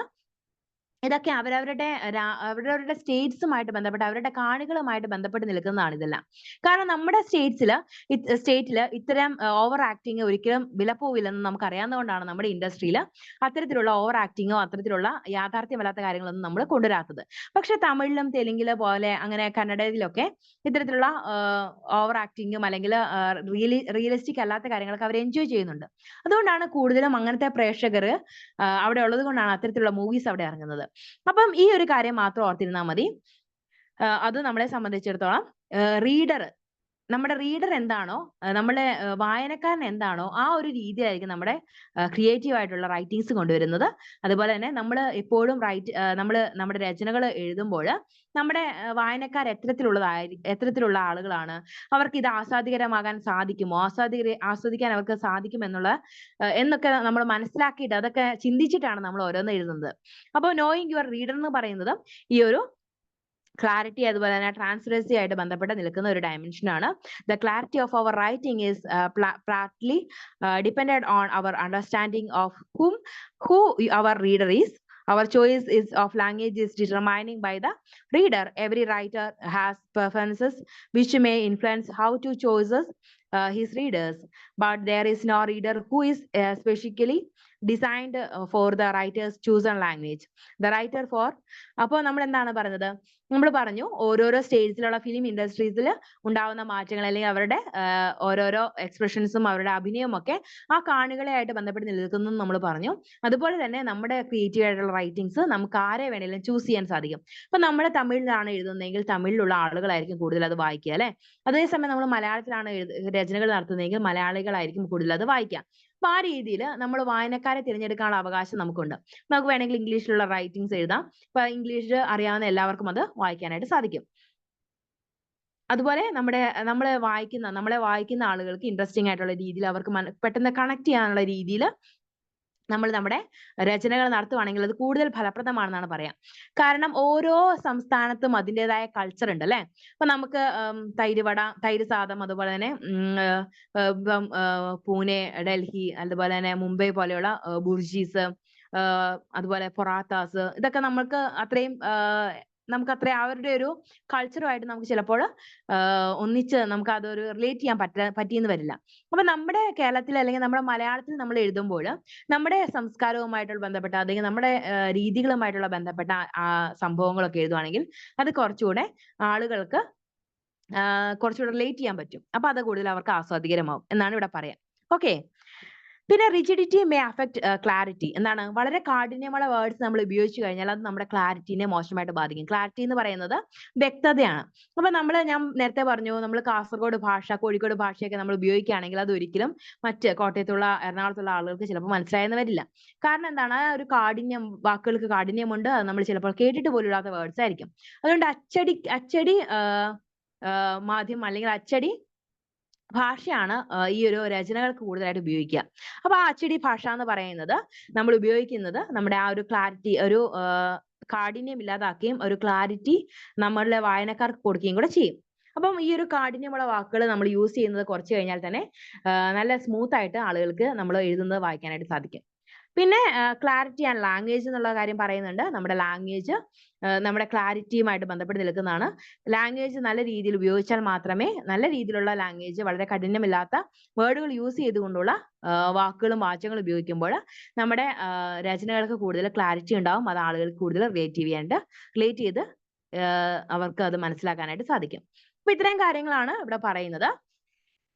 ഒരു dimensions of clarity and transparency എന്ന് പറയുന്ന കോൺസെപ്റ്റിൽ പറയുന്ന കുറച്ച് കാര്യങ്ങൾ ഇവിടെ ഇത്രയേ ഉള്ളൂ. Decides what you want to make clear. Clarity depends upon proper education. അതുപോലെ തന്നെ clarity requires a concrete definition of your subject. അതുപോലെ തന്നെ knowing your reader and rigidity may affect clarity. അതുപോലെ തന്നെ ലാംഗ്വേജ് ആൻഡ് ക്ലാരിറ്റി. ഇതൊക്കെ നമ്മൾ ഈ ഒരു ക്ലാരിറ്റി നിലനിർത്താനായിട്ട് നമ്മൾ ശ്രദ്ധിക്കേണ്ട കുറച്ച് കാര്യങ്ങളാണ്. ഓക്കെ, അപ്പൊ ഇന്നത്തെ ക്ലാസ്സിൽ ഇത്രയും മതി. അപ്പൊ എല്ലാവർക്കും 10 മണിയായി, ഉറങ്ങാനുള്ള സമയമൊക്കെ ആയി. അതുകൊണ്ട് നിർത്താണ്. അപ്പൊ അടുത്ത ക്ലാസ്സിൽ നമുക്ക് ഇതിന്റെ കണ്ടിന്യൂഷൻ നമുക്ക് നടത്താം കേട്ടോ. അപ്പം ഇത്രയും പഠിപ്പിച്ച് ഒന്ന് ഓർത്തിരുന്നിട്ട് വരിക. വളരെ ക്ലാരിറ്റിയുമായിട്ട് നമ്മൾ ബന്ധപ്പെട്ട് കുറച്ച് കാര്യങ്ങൾ പറഞ്ഞു. ക്ലാരിറ്റി എന്ന് പറയുന്നത് ക്രിയേറ്റീവ് റൈറ്റിംഗ് നമ്മൾ നടത്തുമ്പോൾ അത് വളരെ ക്ലാരിറ്റിയോട് കൂടി അല്ലെങ്കിൽ അതിന്റെ ട്രാൻസ്പെറൻസിയോട് കൂടി നടത്തണമെന്നാണ് പറയാ. നമ്മൾ കാര്യങ്ങളെല്ലാം ക്ലാരിറ്റിയോട് കൂടി പറഞ്ഞാൽ മാത്രമേ അത് നമ്മുടെ വായനക്കാർക്ക് കൂടുതലായിട്ട് മനസ്സിലാവുകയുള്ളൂ. അപ്പൊ അതുകൂടാതെ തന്നെ ക്രിയേറ്റീവ് റൈറ്റിംഗ് ഏതൊക്കെയാണെന്ന് ജസ്റ്റ് നോക്കിയിട്ട് വരിക. അതുപോലെ തന്നെ ക്രിയേറ്റീവ് റൈറ്റിംഗ് നമുക്ക് പഠിക്കാൻ പറ്റുമോ എന്നുള്ള കാര്യമൊക്കെ ജസ്റ്റ് ഒന്ന് വായിച്ച് നോക്കിയിട്ട് വരിക കേട്ടോ. Okay, good night. Thank you. Thank you miss.